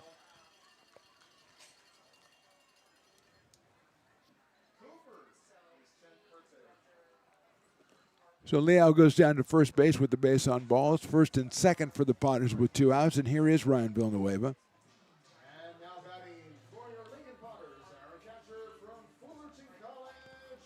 Ryan has been hit by a pitch and grounded to the pitcher, so he is 0 for 1 in this one. He has McGraw at second. He has Liao over at first. Ethan on base for the 3rd time in a row tonight.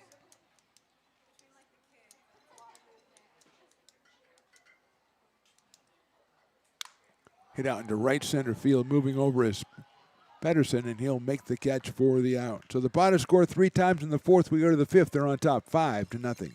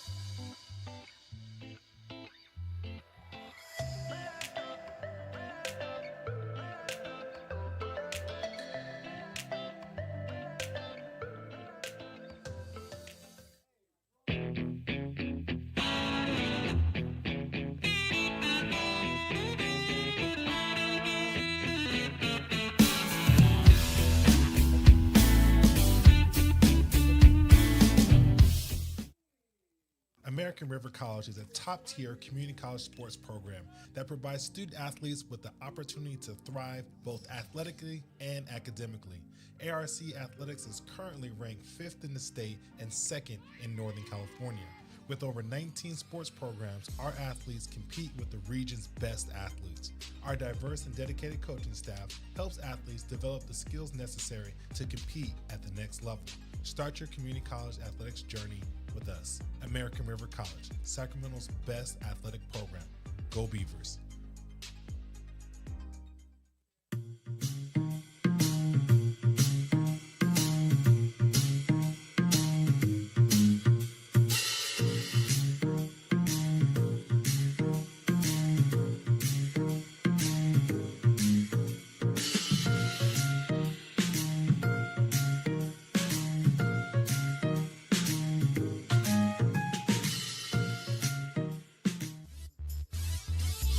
Top of inning number 5, it is Nick Bronzini, the left-hander from San Ramon, California, coming on for the Padres. Tanner Warady went 1 inning, gave up nothing, and struck out 1. And so Bronzini comes on. Two-face Christian Murphy to lead off the 5th inning, and if he gets him out, it's the Farmer's 5th. That'll be half off Farmer's Brew for all of our lucky patrons and all you at home that play along, as the first pitch is down low for a ball.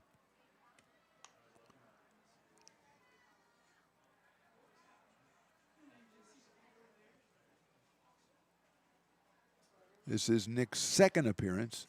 1 inning, 2 hits, 1 run.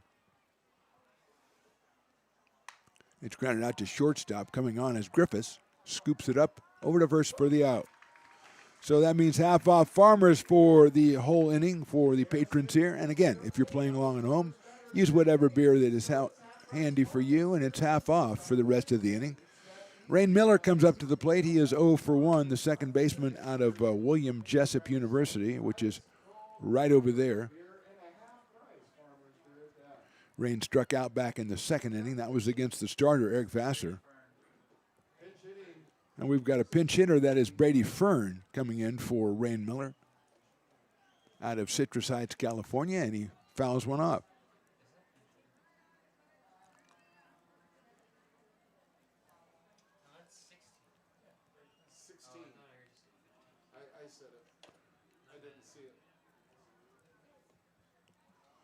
So 0-1 on Brady. I think he had a base hit in the game last night. Misses outside, does Bronzini. Yeah, Brady was 1 for 1 in last night's game. Came on for La Placa behind the plate. This time he's batting for Rain Miller with 1 out here in the 5th. Check swing, and did he go? No, he did not, according to the base umpire, who maybe he was late. Maybe it was the other umpire was late, but they both eventually made it, and so don't hold against him, Riley.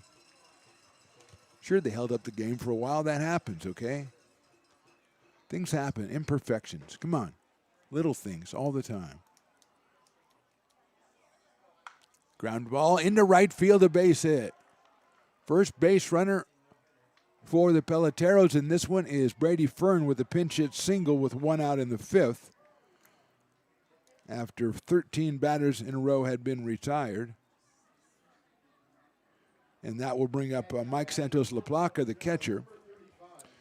He also he flied to center, his first time up.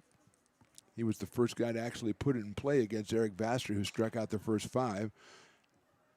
Got La Placa on a fly out, then struck out the next 2 and got Jason Harris to pop out, and that was the end of Eric's night. Bronzini delivers one back to the backstop, and Fern is going to go into second base.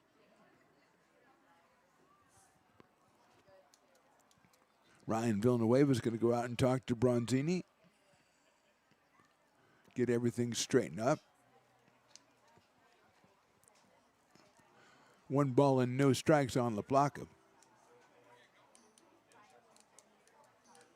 Fireworks night out here for the crowd, eagerly anticipating that eventuality. I'm sure they've all met the superheroes already.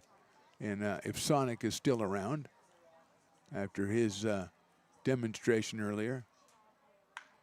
I'm driving to short center field, coming on as Russell. Then he has to move back a step, makes the catch, and quickly gets it in to Griffiths at shortstop. So La Placa hits it pretty well, but flies out to center for the second straight time, and he is 0 for 2. Jackson Norton, who struck out in the 3rd inning, has a home run in this series, will come up for Peloteros. Playing just their 3rd game of the season. Potters are playing their 15th, so a little seasoning on the home side. Jackson headed out for Sacramento City College. Facing Bronzini here. Nice slider in there for a strike. 0-1. Beautiful location for Bronzini, right in the knees on the inside corner.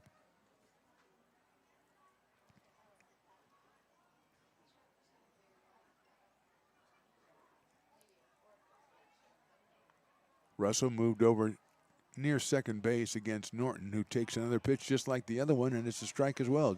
0-2. Might have been called for a swing on that one, but it was in the strike zone anyway. according to all my research and analytics. So it's 0-2 on Jackson Norton. Big home run yesterday, 374 feet to left field. So he has got the power. Same pitch this time didn't hit the strike zone, so it's 1-2, and Norton laid off. Willie Preston calls for cowbells. I have my cowbell, and as I always say, Riley, I keep mine in the packaging, original packaging, my friend, because I'm going to make a killing on that thing in a couple years when they become collector's items or whatever happens to them. Norton takes a fastball, calls strike 3. So Bronzini gives up a hit, but nothing else. We go to the bottom of inning number 5. Potters lead this one 5-0. Hi, Bill Evans, President of the Placer County Association of Realtors. We're in the store, our conference facilities, an amazing team helps keep together an amazing organization, and we thank them all. This organization can't do what it does and can't run the way it runs without the help of so many members volunteering their time. The success of the Placer County Association of Realtors is largely dependent on our active volunteer members to help our organization and industry. The work of our committees greatly impacts our ability to champion efforts across the board and giving back to the Placer County community wherever we can. Like all service organizations, I wanted to serve. And getting involved with the affiliate committee was the perfect way to do that. I love being able to serve my community with my business friends and other leaders and give back to those who are in need. The thing I love about the PCAR committees is they all work toward the same goal of bringing the community together to support those in need in our surrounding area. I instantly came to the meeting and had a wonderful time, felt like I was a part of something bigger, and it was just the start of my leadership journey.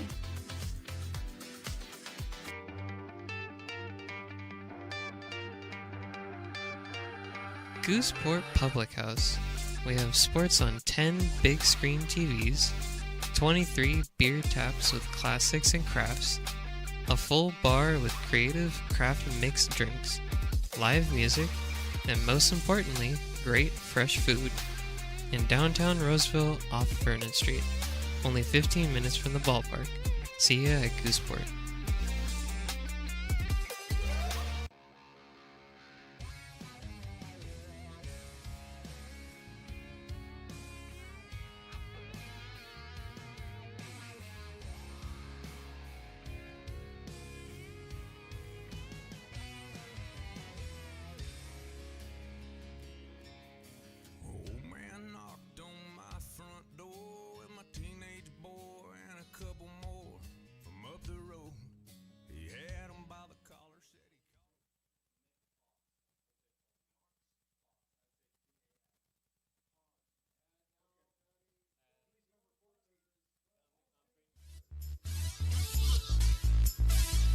Brett Griffiths is the first hitter in the bottom of the 5th inning. A new battery for the Peloteros. Cody Pinckney is the pitcher, and Nick Paz is the catcher.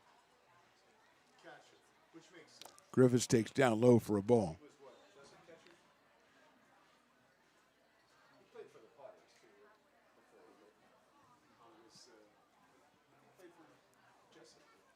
So Paz behind the plate, Pinckney on the mound, Griffiths the batter, and he takes a strike, 1-1. Brett has popped out to first and fly deep to center, so he is 0 for 2 in this one. Does have a home run on the season.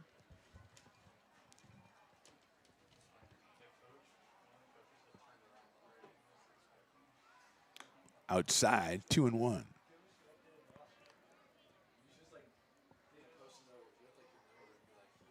Brett's followed by Ty Russell and then Kenneth Winter. So 7, 8, 9 for the Potters here in the bottom of the 5th.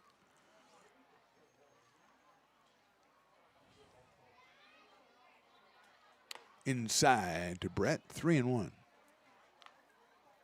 Out of American River College, Ball State University, originally Jesuit High School, Brett Griffiths.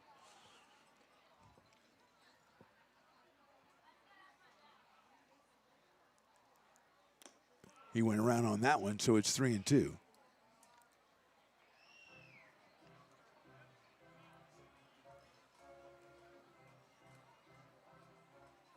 Some milling around for the Padres. Don't know if anybody's actually warming up down there. Griffiths went around again and strike 3. So Pinckney gets the strikeout of Griffiths. That'll bring up Ty Russell. He was reached on an error and walked and scored 1 run. He's stolen 2 bases tonight. Ty out of Queen Creek, Arizona, and the University of Arizona, stepping in against Cody Pinckney. Rowland started, went the first 3 innings, then Owen Hunt pitched the 4th, and now Pinckney out here in the 5th. Breaking balls hit into the hole. Norton cuts it off, bobbles it, throws to first, and did not get him. Nice play by Norton, but run out by Ty Russell. He'll get himself an infield single. Grounder to the left of Norton. Norton had it. Took a half second to get control, and by the time he gunned it across the diamond, Ty Russell was already there. That is hit number 8 for the Padres, and Kenneth Winters, who struck out twice, will be the hitter out of Lincoln, California, hitting at .242 with 5 RBI and 6 runs scored.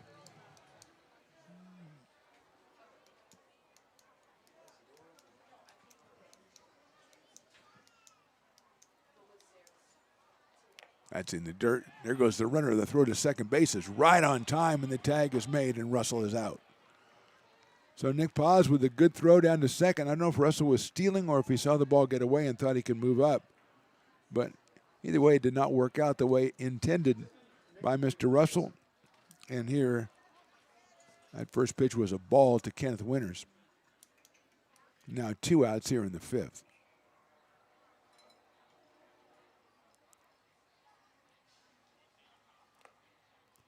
Two and 0. Winters followed by Jake Lavin, the top of the order. Padres with 1 in the first, 1 in the third, and 3 in the 4th. RBI singles from Lavin and Tristan Russell in the inning, and also Ty McGraw. That one catches the outside corner. 2-1 on Kenneth Winters.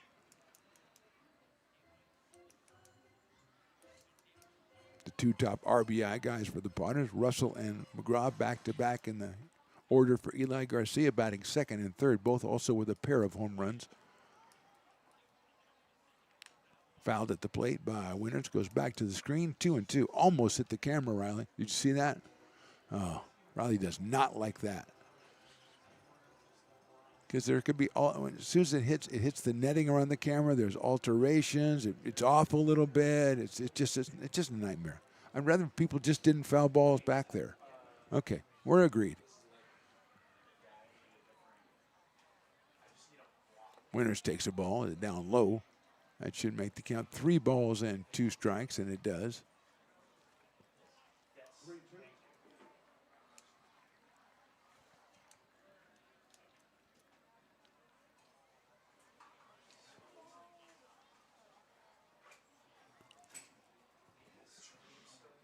And that's ball 4. Winters takes the walk. And with 2 outs, he'll be at first base for Jake Lavin. Jake is grounded to short, lined to right, and bounced to RBI single up the middle. So he is 1 for 3 with that RBI, his 10th of the season. Also scored a run in the 4th, so he has 18 runs scored. I believe that puts him on top, as Ty McGraw has 17. I think actually they're second because Brian Russell has like 23, or Brian Williams, excuse me, has like 23. That's down low inside. 1-0 to Jake Lavin. 390 coming in, 1 for 3 tonight. Up for his 4th time already here in the bottom of inning number 5. Padres on top, 5-0. Trying to make it a sweep of Peloteros. Slices that one down the left field line. That'll be a foul ball. Down around the grassy knoll area, and there's a scramble for it down there. 1 ball and 1 strike on Jake.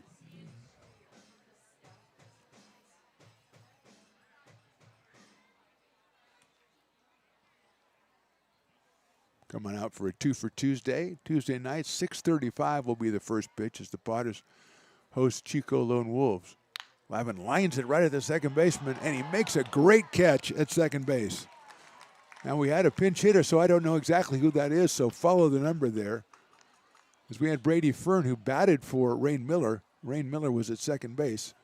I think that might be Christian Murphy. No, I don't know who that was. I think it's Brady Fern. We'll have to check and see who that was. Great catch anyway. Robs Jake Lavin of a base hit. We go to the top of the 6th inning. Potters lead 5-0.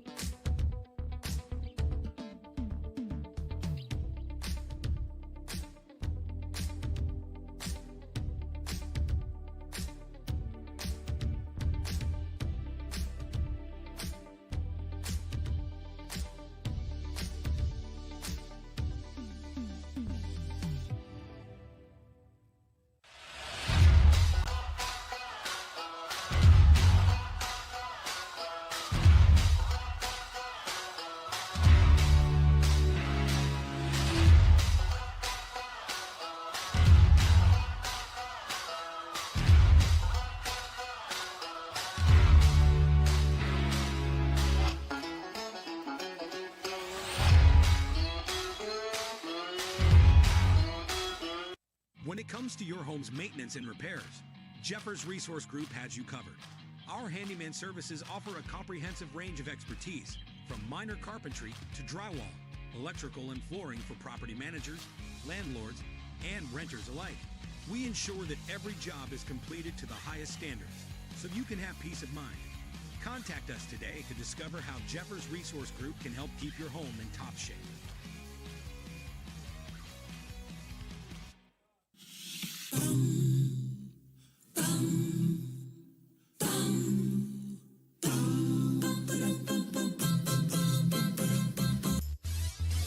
Top of inning number 6. Potters on top 5-0. Nick Ronzini still on the mound for the Potters. He'll face Timothy Smith, Jason Harris, and Dylan News. Smith is your dueling dogs batter. So if he strikes out half off dueling dogs beer, and he lashes a foul ball down the left field line off the screen, so it'll be 0-1. Struck out back in the 3rd inning, and thirsty fans enjoyed it. So let's see if they do it again with the capacity crowd out here tonight, anticipating some fireworks after the game. Potters with the fireworks during the game. They lead at 5-0. Slider outside to Timothy Smith out of Sierra College. 1 ball and 1 strike. First appearance in the series for the Peloteros first baseman. And it's a left-on-left situation here. That's in the dirt, 2-1.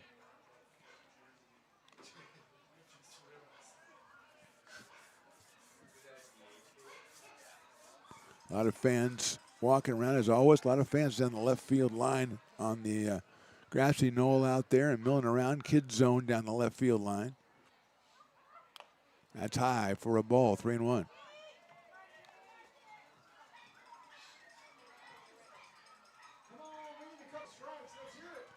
Three balls, 1 strike to the leadoff man here in the 6th inning, Timothy Smith.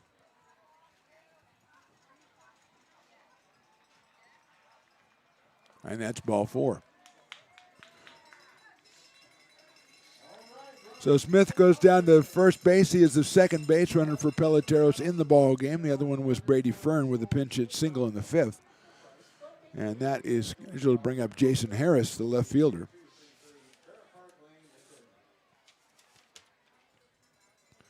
And I believe it is number 27, Jason Harris from Colfax, California.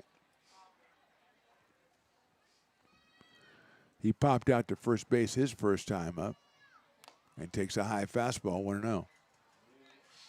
Potters milling around in the bullpen. As Piper with the water gun. The Super Soaker. Pelting some fans down there.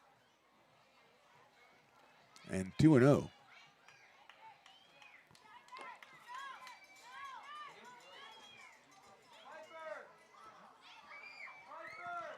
He's just wreaking havoc, that Piper. Unsuspecting patrons being deluged with water. 2-0 now.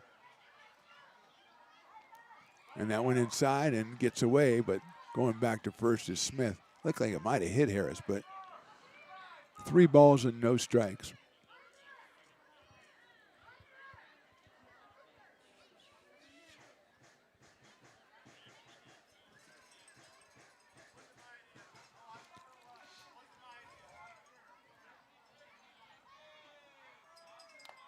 Delivers the fastball in there for a strike at 88 miles an hour from Bronzini. Smith at first base via the inning opening walk. And now 3-1 on Jason Harris.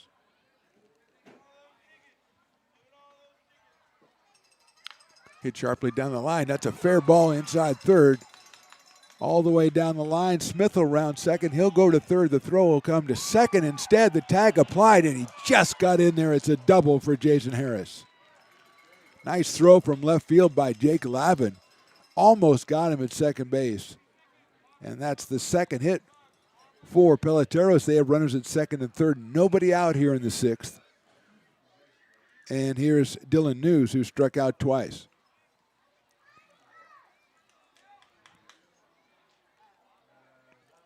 Nick Kujawski goes out to talk to Nick Bronzini. That one just down the line. The diving try by Kenneth Winters. Couldn't glove it. All the way down into the corner. Lavin came up, did not throw to third, threw to second instead, and the tag just a second too late on Jason Harris. So second hit of the game for Peloteros. And they've got something brewing here in the sixth inning with Dylan News, who struck out twice at the plate. He was 2 for 3 and scored twice on Thursday in his only other appearance in the series. Out in center field for Peloteros, out of Rockland.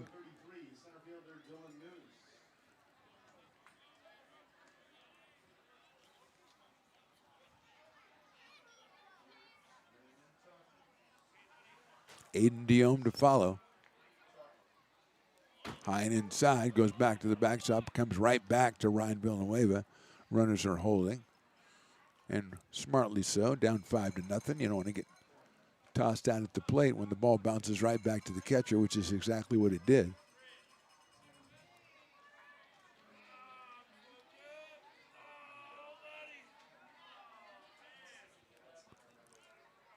PAL, Police Activities League, selling the 50-50 out here today. We had the great display from Sonic, the canine officer, a pursuit something dog. Also sniffs out ammunition and weapons and all kinds of stuff. Just does it all.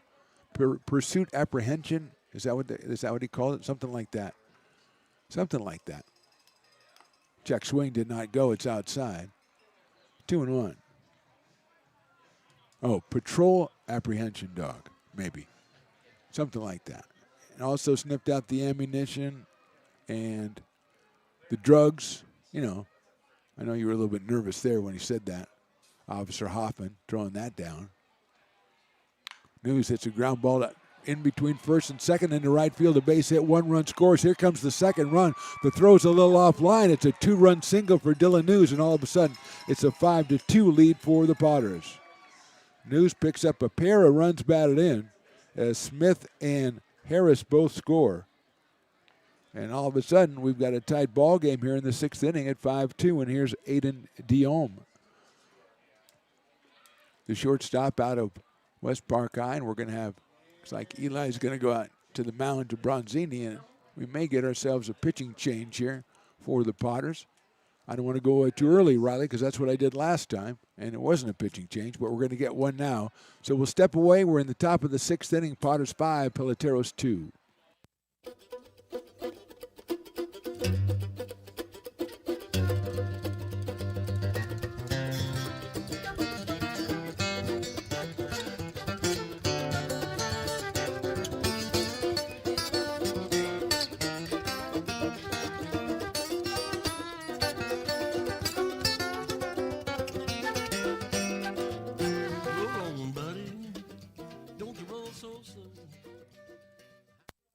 Being a laborer means everything. It was what took care of me when I was growing up. It's what takes care of me now. Because of President Biden and the money he's put into infrastructure, the need for our workforce to expand is out of this world. When our members are able to go to work on these big projects that are funded by Biden's economic investments, it means continued growth in their wages, in their pensions, in their health benefits. It means they're going to be able to take care of their families. Astro Air Design Incorporated, where you feel the difference. We are a locally owned and operated heating, air conditioning, and custom sheet metal company committed to the highest quality of craftsmanship at a competitive price. Our trained and certified technicians have the knowledge and experience required to install, maintain, or repair your home comfort solutions. Our upfront pricing gives you the peace of mind because you know your price is locked in. Call Astro Air Design Incorporated today. Here in Michigan, we do more than just survive the winter. We thrive during it. You simply can't keep us away from what we love most: great times and amazing beer. The snow transforms the landscape and lays the path for adventures yet to be had. Trails ready to be explored, and freshly groomed hills ready for the first run of the day. And later, back in the top of the sixth inning, McBean Stadium marked the Phantom Low along with Riley the Engineer. It's always ready Remedi coming in. Bobby Remedi, 7th appearance, 7 1/3 innings, 5 hits, 2 runs. He has struck out 11 and walked 3 and has a 2.46 ERA, and he'll face Aiden Diome with 2 runs in and a runner at first base for Peloteros here in the 6th. Diome has struck out and flied to center in his 2 appearances. The shortstop for Peloteros. There goes the runner, and the pitch is swung on and missed. And it is fouled off officially, so going back to first base after a very nice head-first slide was Dylan News.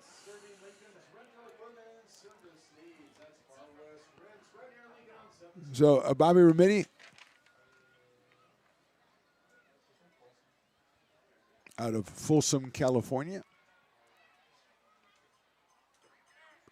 There goes the runner. The throw to second is a little high, and just underneath the tag goes Dylan News. Good throw by Villanueva, but just a little bit too high, a little bit too late.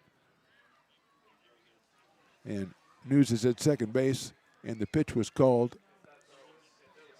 a ball. I think it's 1-1. It shows 0-2 on the scoreboard, but I think that one was high.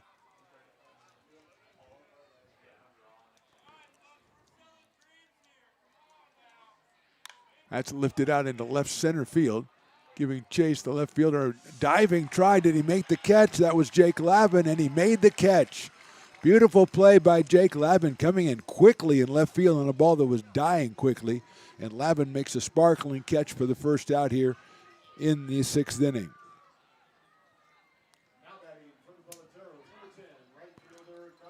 Here's Kyle Pedersen. He has struck out and grounded to third, so Kyle is 0 for 2 in this one. 2 for 7 in the series. News at second base. He's going to third. The pitch is the throw is not in time. And Kenny Winters thought he had himself an out down there, but News is in under the tag, just ahead of the tag. And the pitch was called a ball, so it's 1-0. And now News is over at third base with 1 out. Pedersen followed by Christian Murphy. That one catches the outside corner by Rooney. 1-1.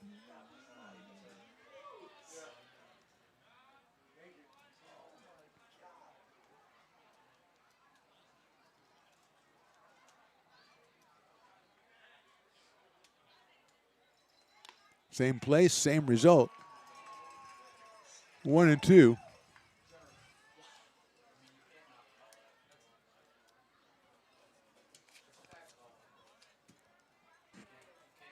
Let's see if Remedi goes back out there 3 times in a row with that slider. No, he comes inside, and I think he got the strikeout. He did. So Pedersen is down on strikes. Big out right there for Bobby Remedi. And it will bring up, well, no, I think it's a pinch hitter. Looks like Garrett Lewis, maybe, number 37. Yeah, Garrett Lewis, number 37. So Lewis will bat for Murphy.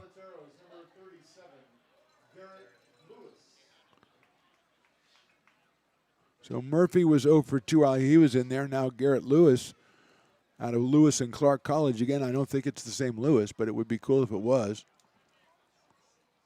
He'll step in here. Big guy, about 6'3". Wide open stance against Remedi. He has Dylan News down at third base. He has a swing and a miss on the Remedi slider. 0-1. 2 runs in the inning for Peloteros. They've narrowed the lead from 5-0 to 5-2.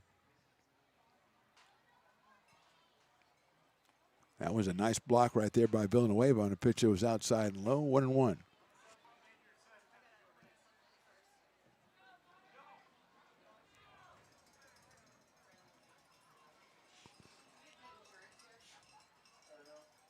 Here's Remedi's 1-1 pitch, and it's outside. He throws the fastball, 2-1. 86 for Bobby on that one. Changed the pace a little bit, but just a little bit too much outside, and Garrett Lewis said, nah, I'm not interested, bro. Not my thing. That one is in there for a strike there. Comes back with the slider and handcuff Lewis. Brings the count even at 2-2.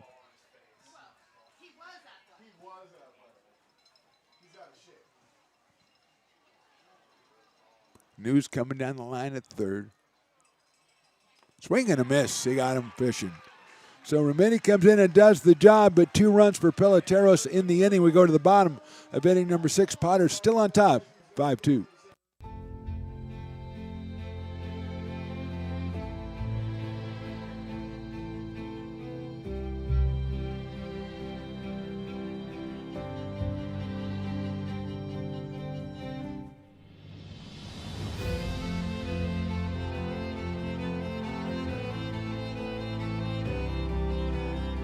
Situated on the corner of Lincoln Boulevard and 5th Street, this iconic building has been the home to several hotels over the decades, the most famous and longest-running of which was the Lincoln Inn.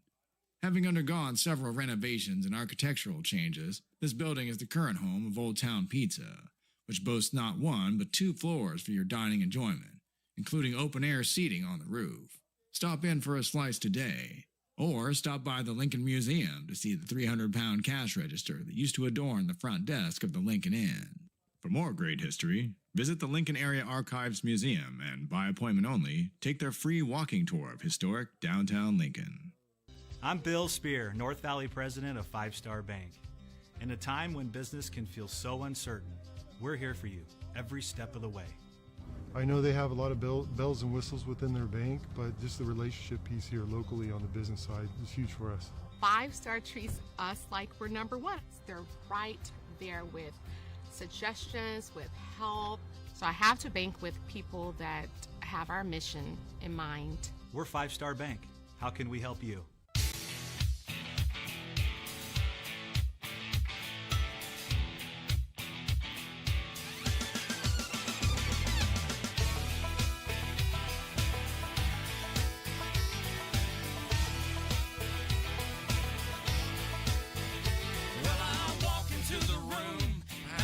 $100 bills, and it kills and it thrills like the horns on my Silverado grill. And I buy the bar Bottom of inning number 6, Potters lead at 5-2. It'll be Tristan Russell, Ty McGraw, and Adam Paniagua. And if you watched the Riley camp in the middle of the 6th inning, you saw the spinning bat race, and you saw a guy lurch onto the field, which means Brielle, who was running the bat race, moves up 1 spot in the intern rankings. They both did. I just saw the one guy, and he was looking scary. He was looking really scary. So Brielle runs a good game. That's spinning bat race, by far the best feature. I mean, the Piper Dance Contest is good, but that bat race has been excellent every time, except for when they got the 2 Little League coaches, because you know the coaches are bringing their teams. They're going to be, sober as a judge. So, you need a little bit of inebriation working on that spinning bat race. Here is Russell against Cody Pinckney, who came on in the 5th inning, gave up a hit and a walk, but no runs, as Lavin lined out to second base. We still haven't figured out the second baseman's number. Riley, I want to put you on that for right now and give him credit for that play he made last inning. Fastball misses outside from Pinckney. The right-hander now 2 balls and no strikes on Tristan Russell, who has singled, walked, and doubled and has scored 3 times. So a big night for Tristan Russell.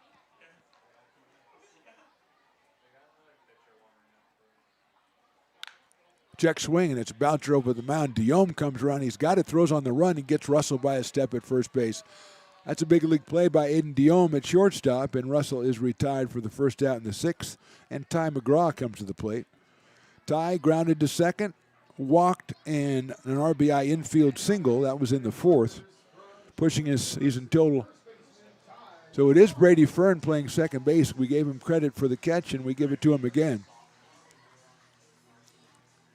Robbing Jake Lavin of a hit. Jake's had a couple of hard hit balls, and I could have a couple more hits.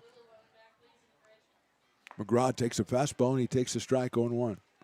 Coming in at .469 on the summer, as we detailed, 500 over the past 5 games, and 1 for 2 today. So there you go, 11 for 22 over the past 5 games, with 14 runs batted in that span and 2 home runs.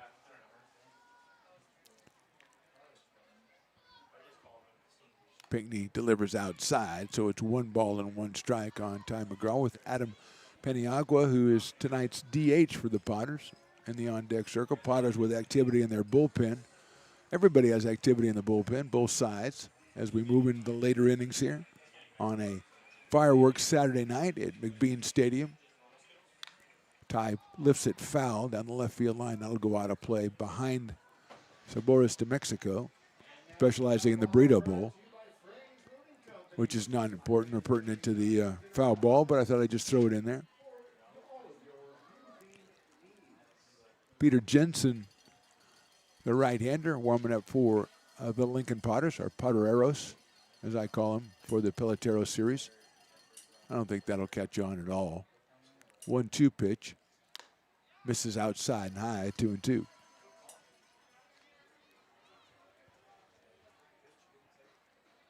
Ty McGraw from Gardendale, Alabama. We say hi to all the people back there watching on Lincoln Potters Baseball or Stone's Broadcast Network's YouTube.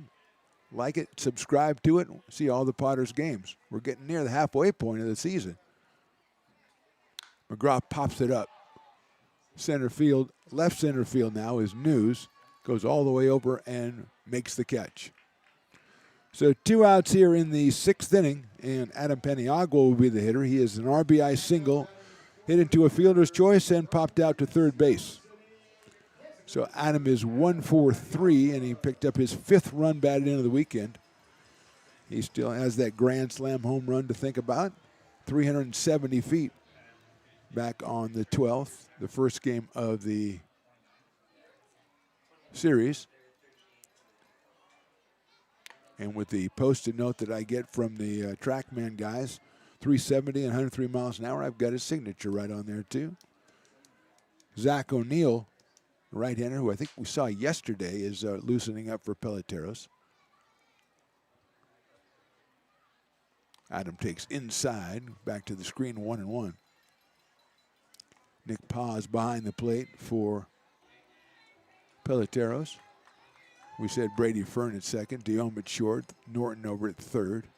At first base is, I think that's a new first baseman. We'll have to check the number of the first baseman there, Riley. Peniagua takes outside for a ball. Yeah, that's Landon Plout, I think, at first base. So he is in the lineup for Timothy Smith.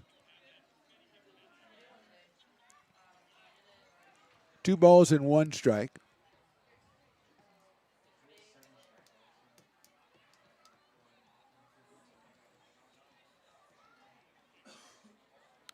Peniagua with a foul ball back to the screen on a ball that looked like he wanted to do something with 89 miles an hour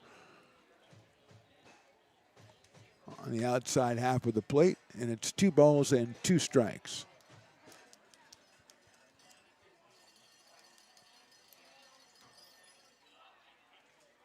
That one is off the fist down the first base line. Nice play by Pinckney. The pitcher's going to go over and tag the bag himself and make the play. 1-2-3 for the Potters in the 6th. We go to the 7th. They're on top 5-2.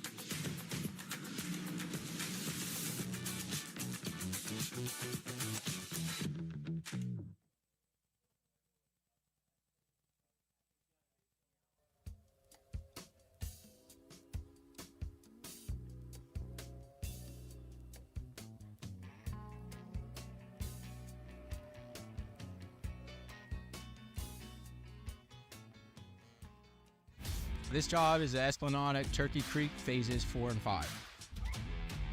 Our scope of work for this project is full scope, so we've got all the underground, all the joint trench, and all the topside included with it. We're putting in sewer pipe, manholes. We're not doing services yet. We go through and do all the main line, and then we come back and do all the services after that. I would say this project right here, the one we're working on, is probably about a 2-month project. It's very costly to the developer, so beating the schedule is very important, more important than most projects. It's got a lot of groundwater, so we've got an extensive groundwater pump system in place. It's just cool to be a part of the built environment and know that for the next 100 years that people are going to use and enjoy what we've created here today.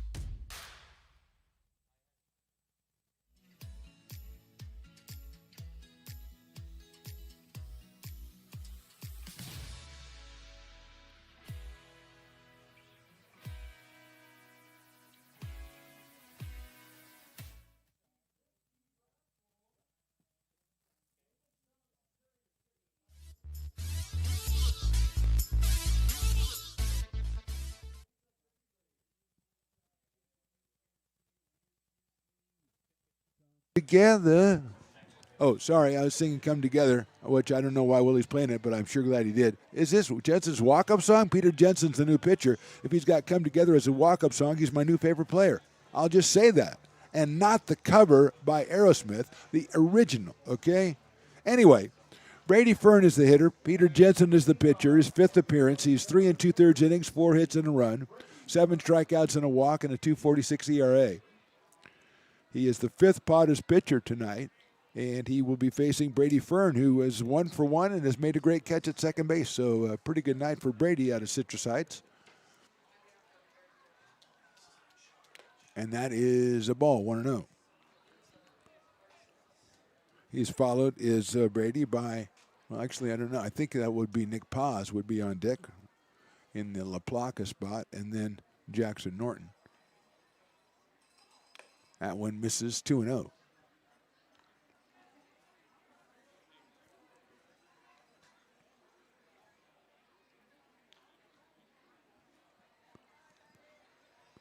Two balls, no strikes on Fern, leading off here, top of inning number 7, and that one is right down the middle for a strike.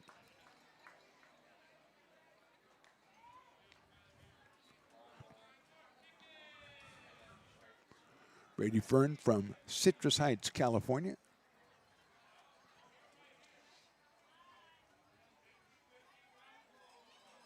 Swings and fouls it off at the plate. Aiden Chang, as we mentioned, behind the plate out of Roseville, Mount Marty University. So 2-2 on Fern.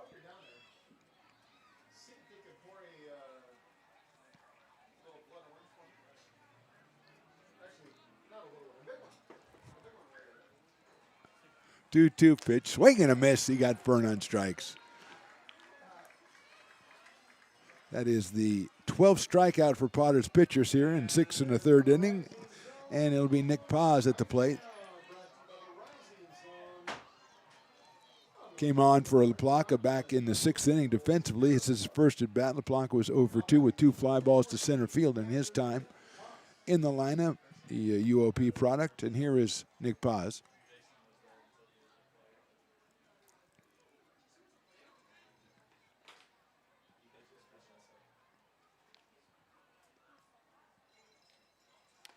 Inside for a ball.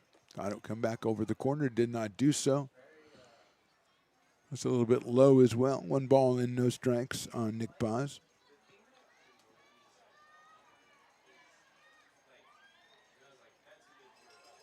Jensen delivers, ball 2.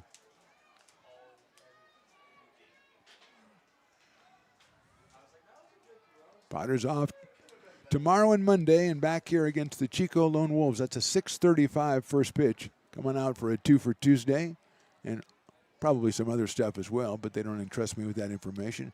That is in there for a strike, 2-1. It'll be a lot of fun. And then it's Friday night, Humboldt Crabs in for the weekend. Always a great time. And it's Pacific Empire League play. First home series of the PEL, and it's a big one against the Humboldt Crabs.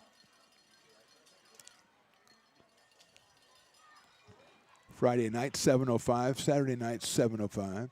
And Sunday, an evening game, 6:05 first pitch. And we promise we'll try to get the umpires here on time. That's our vow to you. So if you come out at 6:05, we're going to play at 6:05. That one misses outside. It's 3-1 to Nick.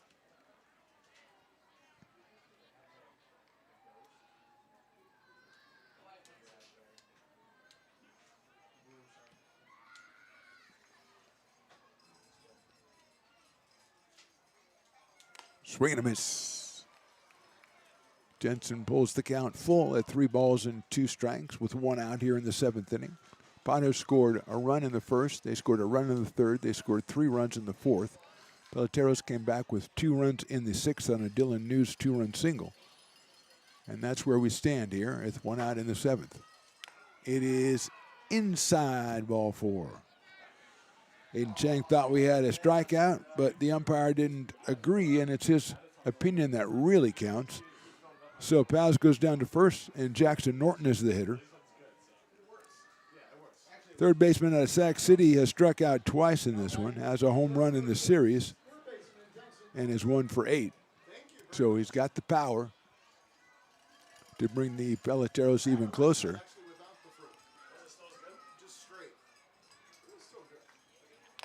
Fastball misses high, 1-0.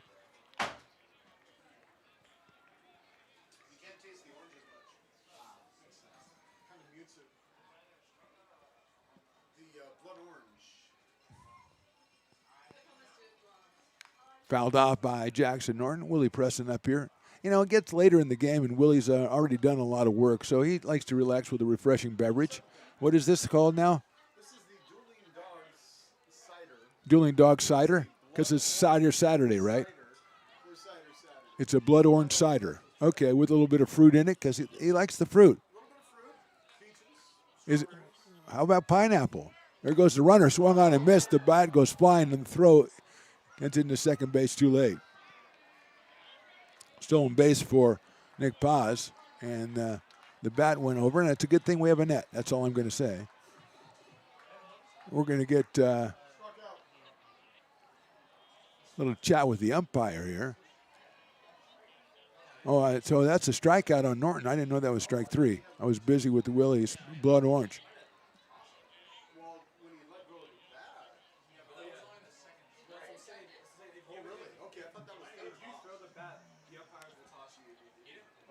So it looked like it was not a throw of the bat. It was just like he lost control. We've seen that a couple of times in the last couple of days.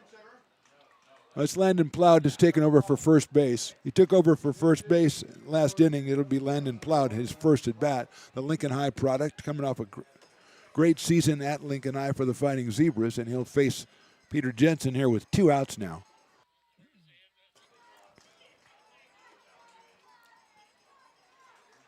And he'll take a strike, 0-1.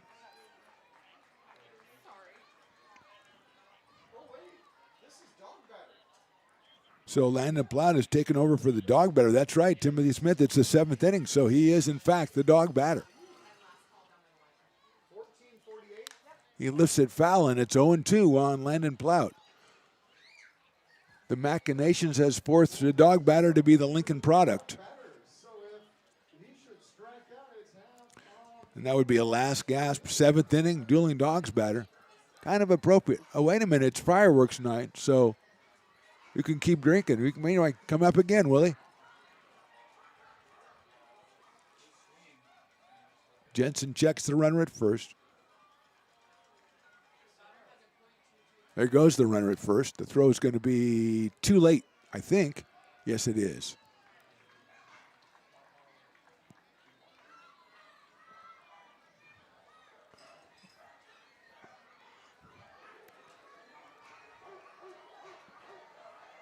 One and two.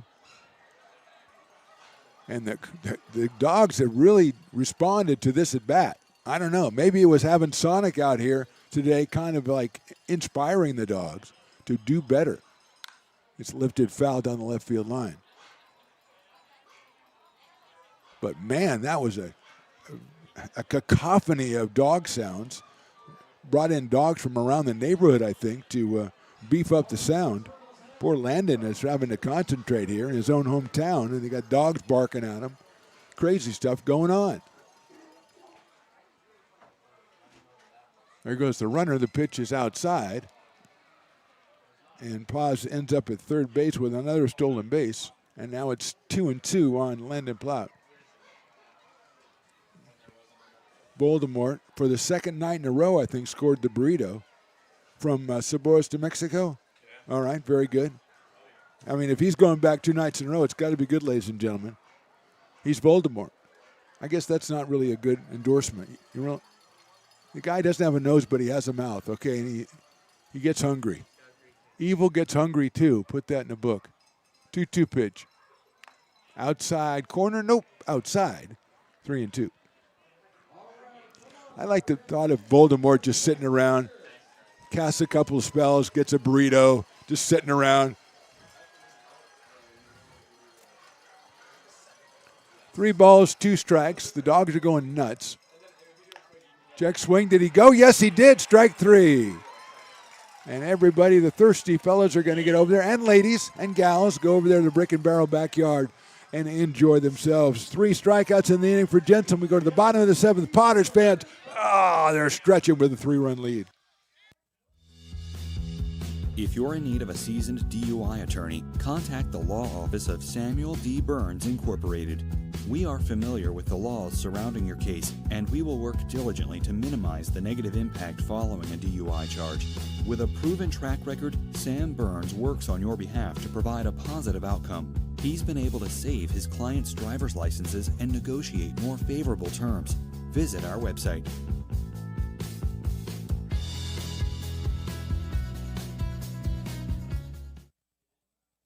So many local businesses trust Wizix Technology Group when it comes to their office technology.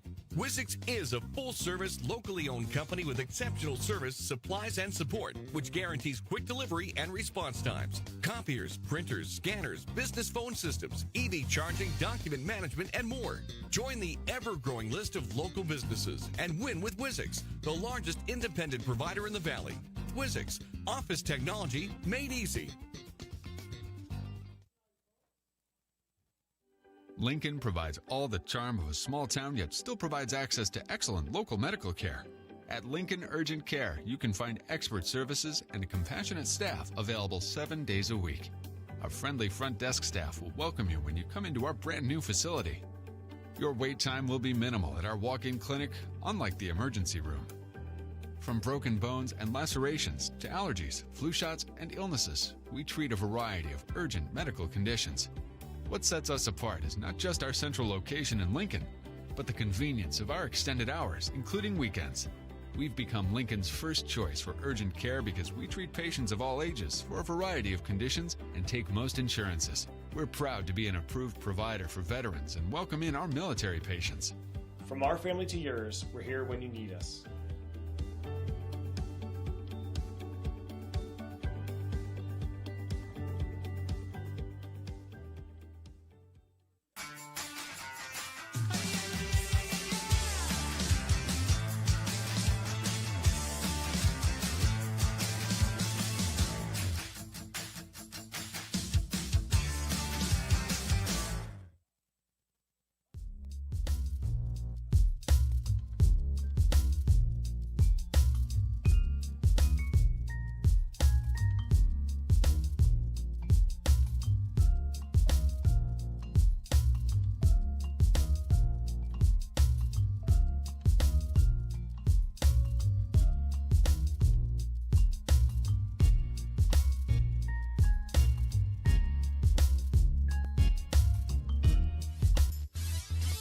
Bottom of the 7th, Potters on top 5-2, clearing something up from the top of the inning. Jackson Norton was the hitter, and he lost control of the bat, and they called him out. I thought it was because it was strike 3, and I thought we just had the wrong count, but it turned out he was called out for obstructing the catcher who was throwing to second base to try to get the runner, and it was ruled that Jackson Norton had impeded the catcher, and he was called out. The runner was sent back. That's why he stole second again, and Norton, kind of a hard luck at bat, and he was out. So Ethan Leal will start us off in the bottom of the 7th. Zach O'Neill is a new pitcher, the right-hander from Bella Vista.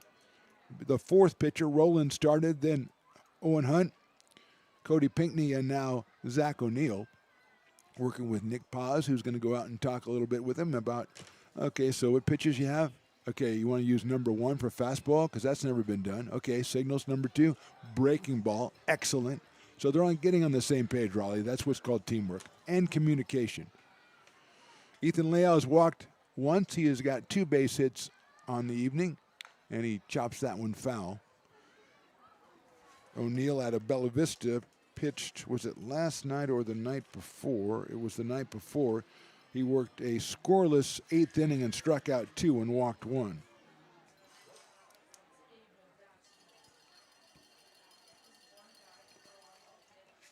And his fastball is too low and outside, and Paz scoops it up, and it's a 1-1 count on Ethan Leal. 321 coming in for Ethan. Swings and misses at that one. At 82 from O'Neill, so it's 1-2.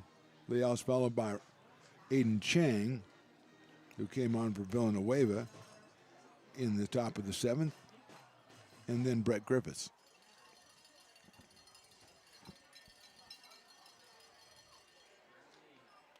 That one slow and gets away from Paz. It's 2-2. Crowd out here anticipating fireworks coming up in a couple of innings, and also anticipating a Potters win that would push their record to 14-1 on the season as they entertain Chico on Tuesday to conclude preseason play, non-league play. Swing and a miss, and Leo's out on strikes. O'Neill impressive with the fastball at 89, and with 1 out, that brings up Aiden Chang.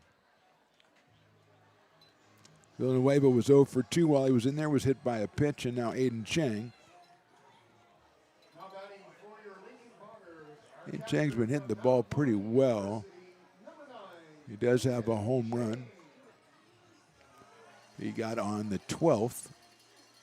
4-12 for Aiden Chang. A home run, 8 runs batted in, and 9 runs scored.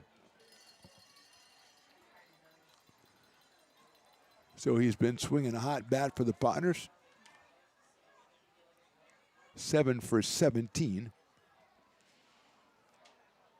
And he's ahead in the count, 1 ball and no strikes. And now he's ahead in the count, 2 balls and no strikes as the off-speed pitch hits the dirt before it goes the required 60 feet 6 inches. Dawson Raddick, the Potters submariner, out of Gretna, Nebraska, warming up in the bullpen. That fastball is in there for a strike, 2-1. To Aiden Chang.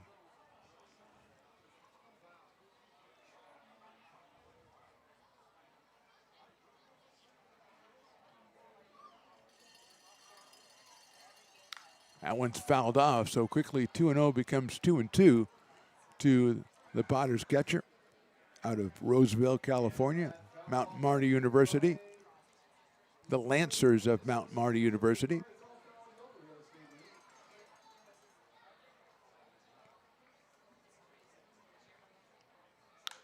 Lifts it high down the right field line. It will go out of play. Landon Plout is really chasing that thing crazy, and it ends up on top of the VIP, the Kiln area. But Plout was, from his first base position, was down there. If it would have stayed fair, he would have had a heck of a chance of catching that ball. Covered a bunch of ground very quickly. And it stays at 2-2 on Aiden Chang. As Plout has got to take a second to get back to his spot.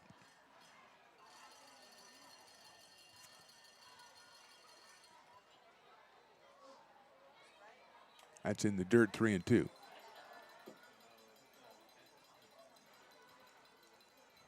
Do baseball for Zach O'Neill. Pretty impressive looking right-hander out of Bella Vista High School.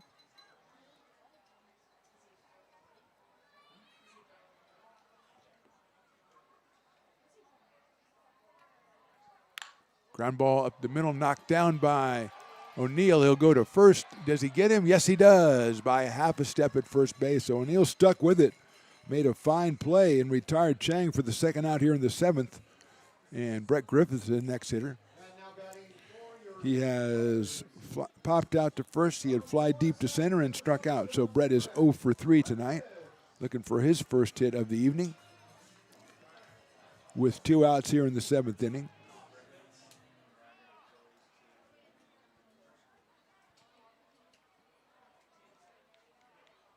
Momentary delay as the ball gets loose in the bullpen.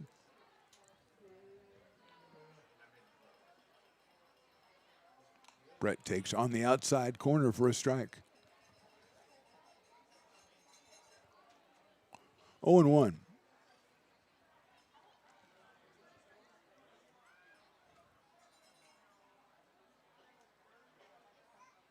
Check swing, did he go? Yes, he did, according to the field umpire. And so it's 0-2 quickly on Griffiths. Potters with 8 hits in the game. Cody Pinckney was very impressive. His numbers: 2 innings pitched, 1 hit, 1 walk, and 1 strikeout. So he came in and did a good job for Peloteros. Griffiths takes a ball, 1-2. Landon Rowland started, then Owen Hunt, then Cody Pinckney, and now Zach O'Neill. They have also activity in their bullpen, so we may see another pitcher in the bottom of the 8th. Griffiths, it's a sharp shot to the right of second base. What a nice stop. Nope, Byrne didn't get it. I thought he got it, and he got by him. So Griffiths with a base hit, his first of the night. Hit that ball sharply to the right of Brady Fernan. Brady's doing some great stuff tonight, so I thought maybe he came up with that thing, but he didn't. And here's Ty Russell.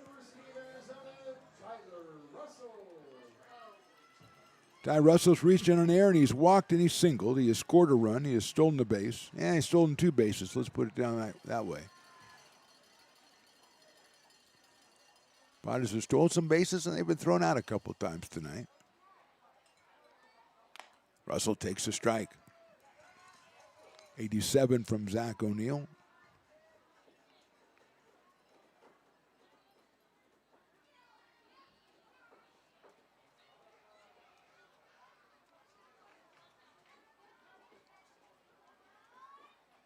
Swing and a miss. 0-2 quickly. Kenneth Winters would follow, or will follow, Ty Russell, whether it be this inning or the next.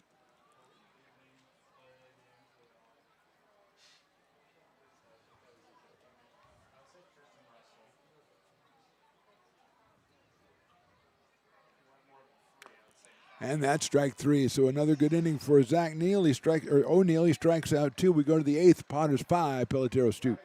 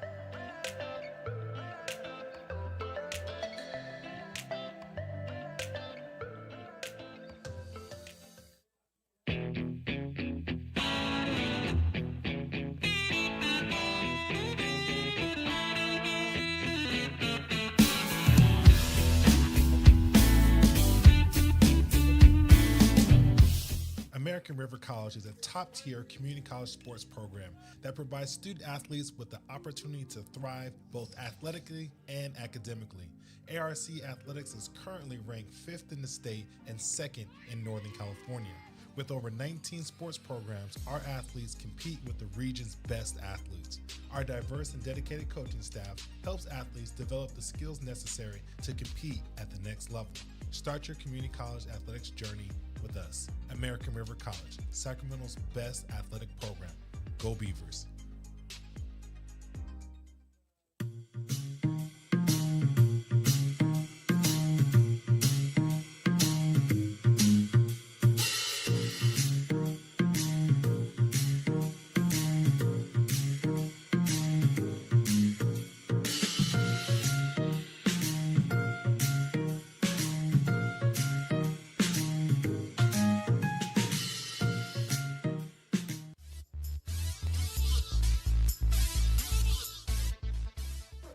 Top of inning number 8, it'll be Jason Harris, then Dylan News and Aiden Diome for the Peloteros, who trail at 5-2. Dawson Raddick, the right-hander, is in, and his first pitch is fouled off.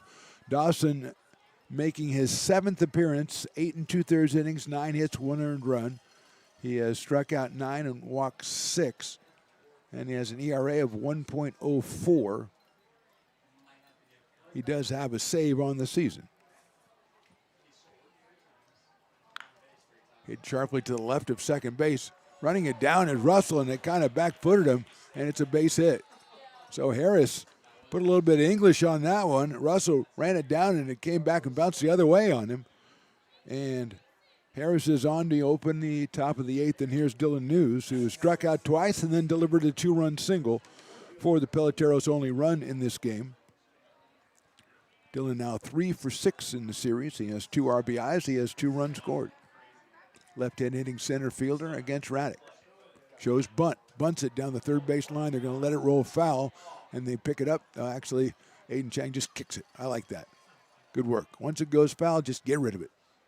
I was always taught to just put your glove down and throw it to the side, but I like kicking it because soccer is much more a part of the game today than it used to be, or the world today. So we didn't talk about that in the day. So News tried to drop one down. It would have been a very effective bunt had it stayed fair, but it did not.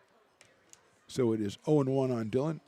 Aiden Diome to follow, then Kyle Pedersen for Peloteros. We are in the top of inning number 8 in this one, a third of 3 between these two clubs.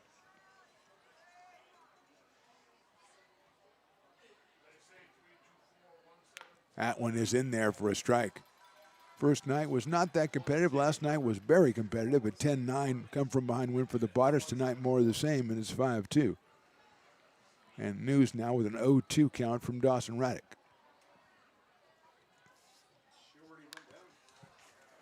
Lifts that foul down the left field line. Dawson out of Gretna, Nebraska.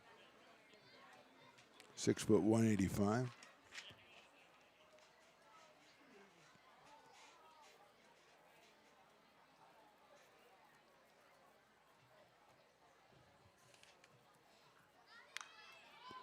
That's grounded to third base. What a play at third by Winters. Catching that ball in the air. Could have been trouble down the left field line, and Winters with a tremendous catch for the first out here in the inning.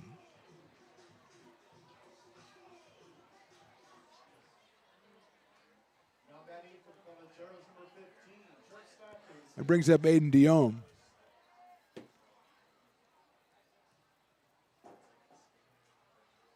There goes the runner. The throw to second base by Chang. The tag applied. Oh! He is in under the tag. Beautiful throw by Chang. Nice tag attempt by Brett Griffiths.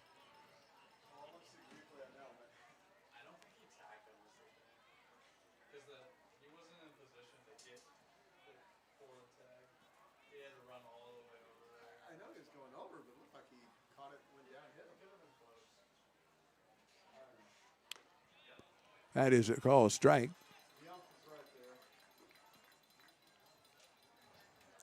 One ball and one strike on Diome.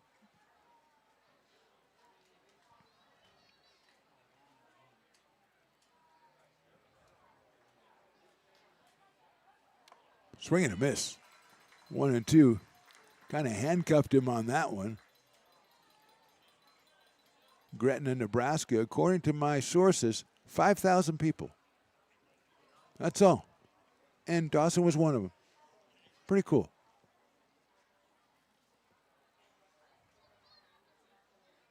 That is outside for a ball. Notable people, Andy Janovich, professional football player. Let's find out a little bit about Andy. Played college football in Nebraska, selected in the 6th round by the Denver Broncos, also played for the Browns and the Texans. Well done, Andy. Fouled off by Aiden Diome. The location for Gretna, Nebraska, glad you asked. It is in, oh wow, it's way in the east. Eastern Nebraska. Southeastern Nebraska. That is Gretna, and it's 5,000 people. Slice foul again by Diome. 1 out, 1 on here.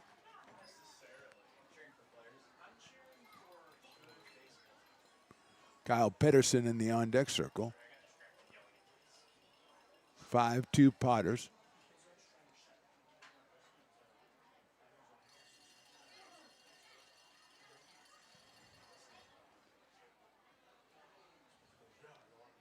Governor, Mayor is Mike Evans. Mayor Mike Evans of Gretna, Nebraska. I'm sure Mike is checking this out with his native son, Dawson Raddick, pitching. I mean, you got to be checking it out, right? It's not that late in Nebraska. Is it 2 hours? Is it 11 o'clock? Is it 10 o'clock? I don't know.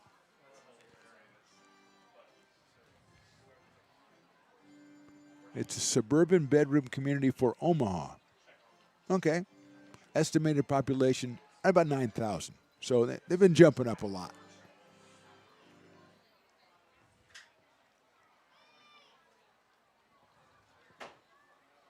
Diome takes outside and works the count all the way to 3-2. Product of West Park High School in Roseville. Plays a tremendous shortstop. Was a Potter already this season. Now is on the Peloteros. Swings and misses. Big strikeout from Dawson Raddick for the second out here in the 8th inning. And it'll bring up Kyle Pedersen, who struck out twice and grounded to third. The last time he struck out, our opinion up here was that he was the victim of a couple of questionable calls. But he struck out nonetheless, and he is up here with a runner at second base and 2 outs in the 8th. Dawson Raddick, the 6th pitcher for the Potters already in this one. And that one is outside. Vassar went 3 innings, then Warady, Bronzini, Remedi, Jensen, and Raddick.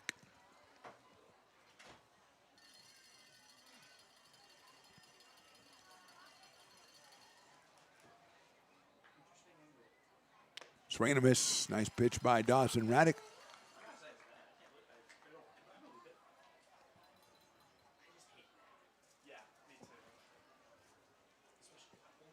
One. Pedersen from UC Davis takes just outside. 2-1. Kyle out in right field. So he was on deck. It should be. Last time it was Lewis who hit in that spot. But I think we have a left-handed hitter on deck, so we'll see. There we go, strike 2 right there. 2-2. Frankie Castillo is coming out. He will bat in the DH spot. At least we think he will.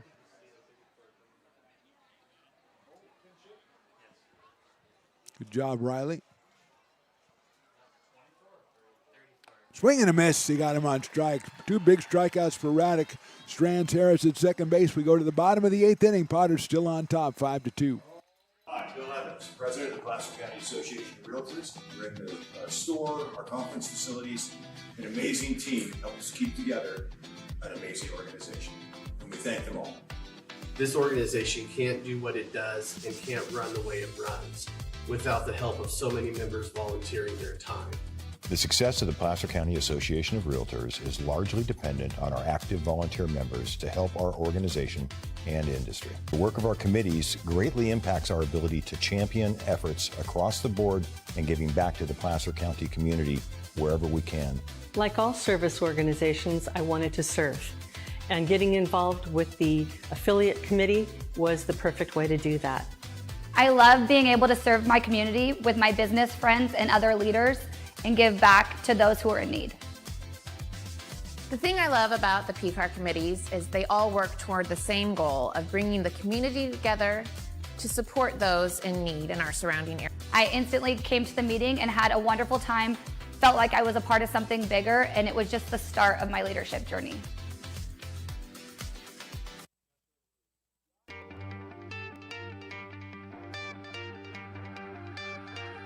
Gooseport Public House. We have sports on 10 big screen TVs, 23 beer taps with classics and crafts, a full bar with creative craft mixed drinks, live music, and most importantly, great fresh food. in downtown Roseville off Vernon Street. Only 15 minutes from the ballpark. See ya at Gooseport.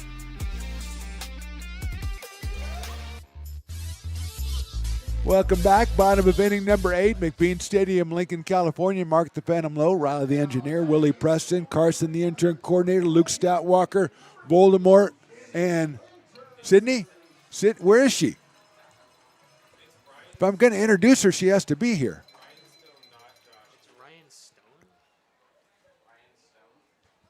Word from Carson Spohn is that it's Ryan Stone, not Josh Lewis. A sharp grinder down the first base line, and Winters is retired as Plout steps on the bag. So Ryan Stone is our pitcher, not Josh Lewis, even though number 19 is Josh Lewis. As I said, I talked to Ray, I talked to Eli. We're going to get that all straightened out, websites and everything for Peloteros. No problem. They're just welcoming in new guys all the time, and Stone gets the first batter, and here's Jake Lavin.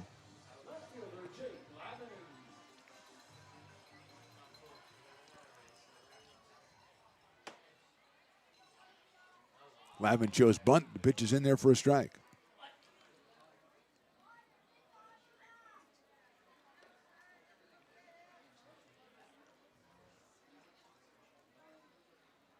Oh and 1 on Jake, who has grounded out, flied out, singled in a run, and lined out. He's hit the ball hard 3 times. He had a line drive to right field in the second that was caught. He had a line drive to second base that Brady Fern made a tremendous play on the 5th inning. And he put those in between those. He had an RBI single up the middle for his 10th run batted into the season and later scored his 18th run. 1 and 1 on Jake. Takes the fastball and it's in there, strike 2. 84 from Stone.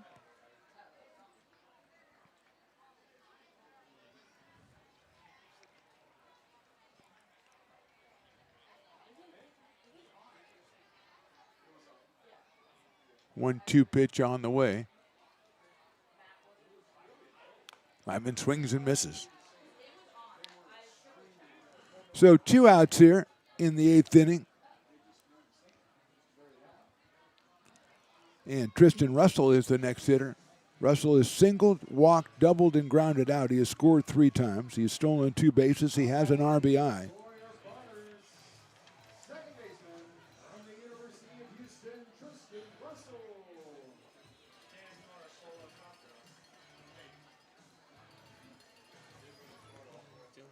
Looks like Dylan Brown is the pitcher warming up for the Potters in the pen. We may see Dylan in the 9th inning.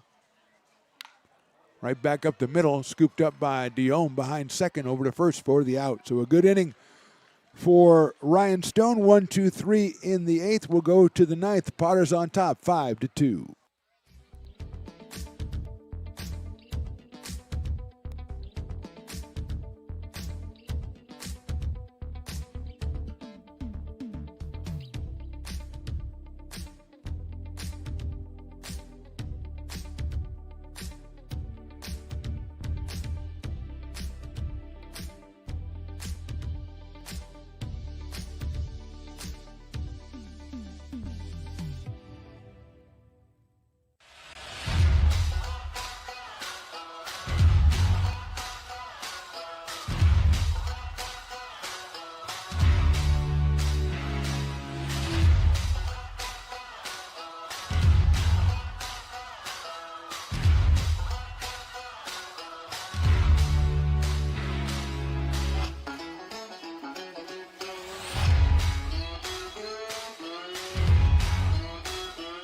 When it comes to your home's maintenance and repairs, Jeffers Resource Group has you covered.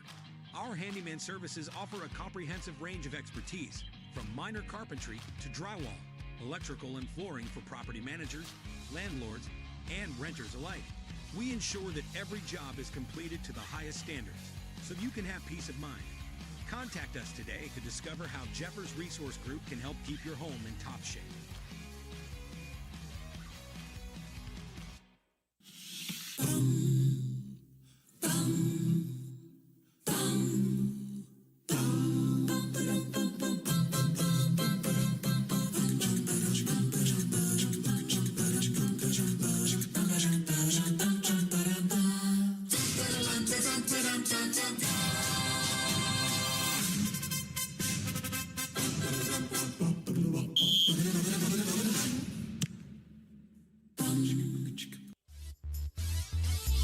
Top of the ninth inning, 5 Potters, 2 Peloteros. Dylan Brown is on to try to nail this one down for the Potters.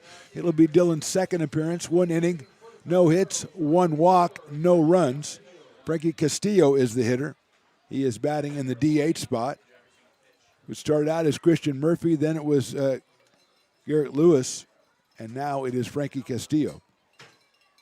Swings and misses at the first one.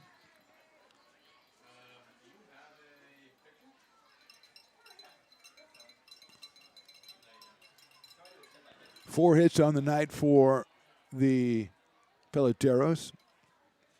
2 of them by Jason Harris. Swing and a miss by Frankie Castillo. 0-2. Dylan Brown out of Sacramento, California, and University of San Francisco. Should be Brady Fern next, and then Nick Paz in the inning for Peloteros. Brown delivers the high fastball. It's 1-2 at 90 miles an hour.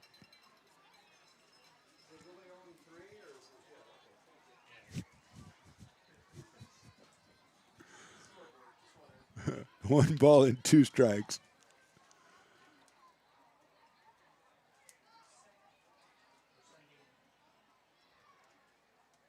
Swing and a miss. And Castillo is out on strikes. That is strikeout number 17 for the Potters tonight. Unofficially, that's what I've got, and that brings up Brady Fern, who came on as a pinch hitter back in the 5th and got a base hit. He struck out in the 7th, so he's 1 for 2. He also has a tremendous play at second base. He's up here against Dylan Brown. Dylan delivers an off-speed pitch in there for a strike. 0-1.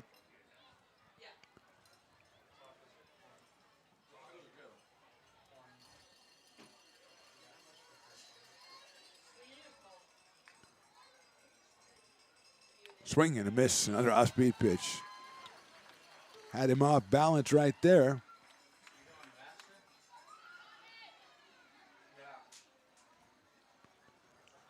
Oh, 0-2.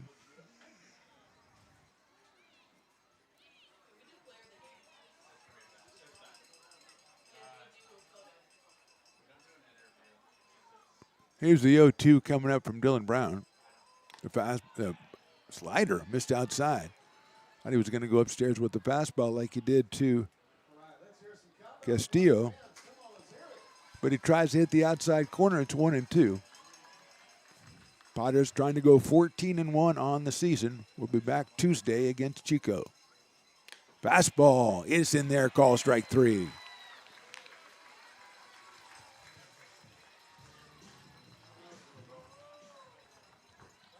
So 2 outs, and Nick Paz is the hitter. Nick came on for Mike LaPlaca back in his 7th inning, walked in the 7th. Picked up a couple stolen bases, but was stranded at 3rd. That is 18 strikeouts for Potters pitchers.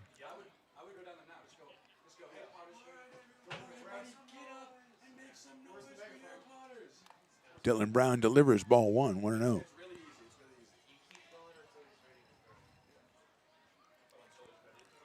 Jackson Norton is scheduled next. If Nick Paz reaches base. Fastball is in there for a strike, 1-1. 90 miles an hour from Dylan.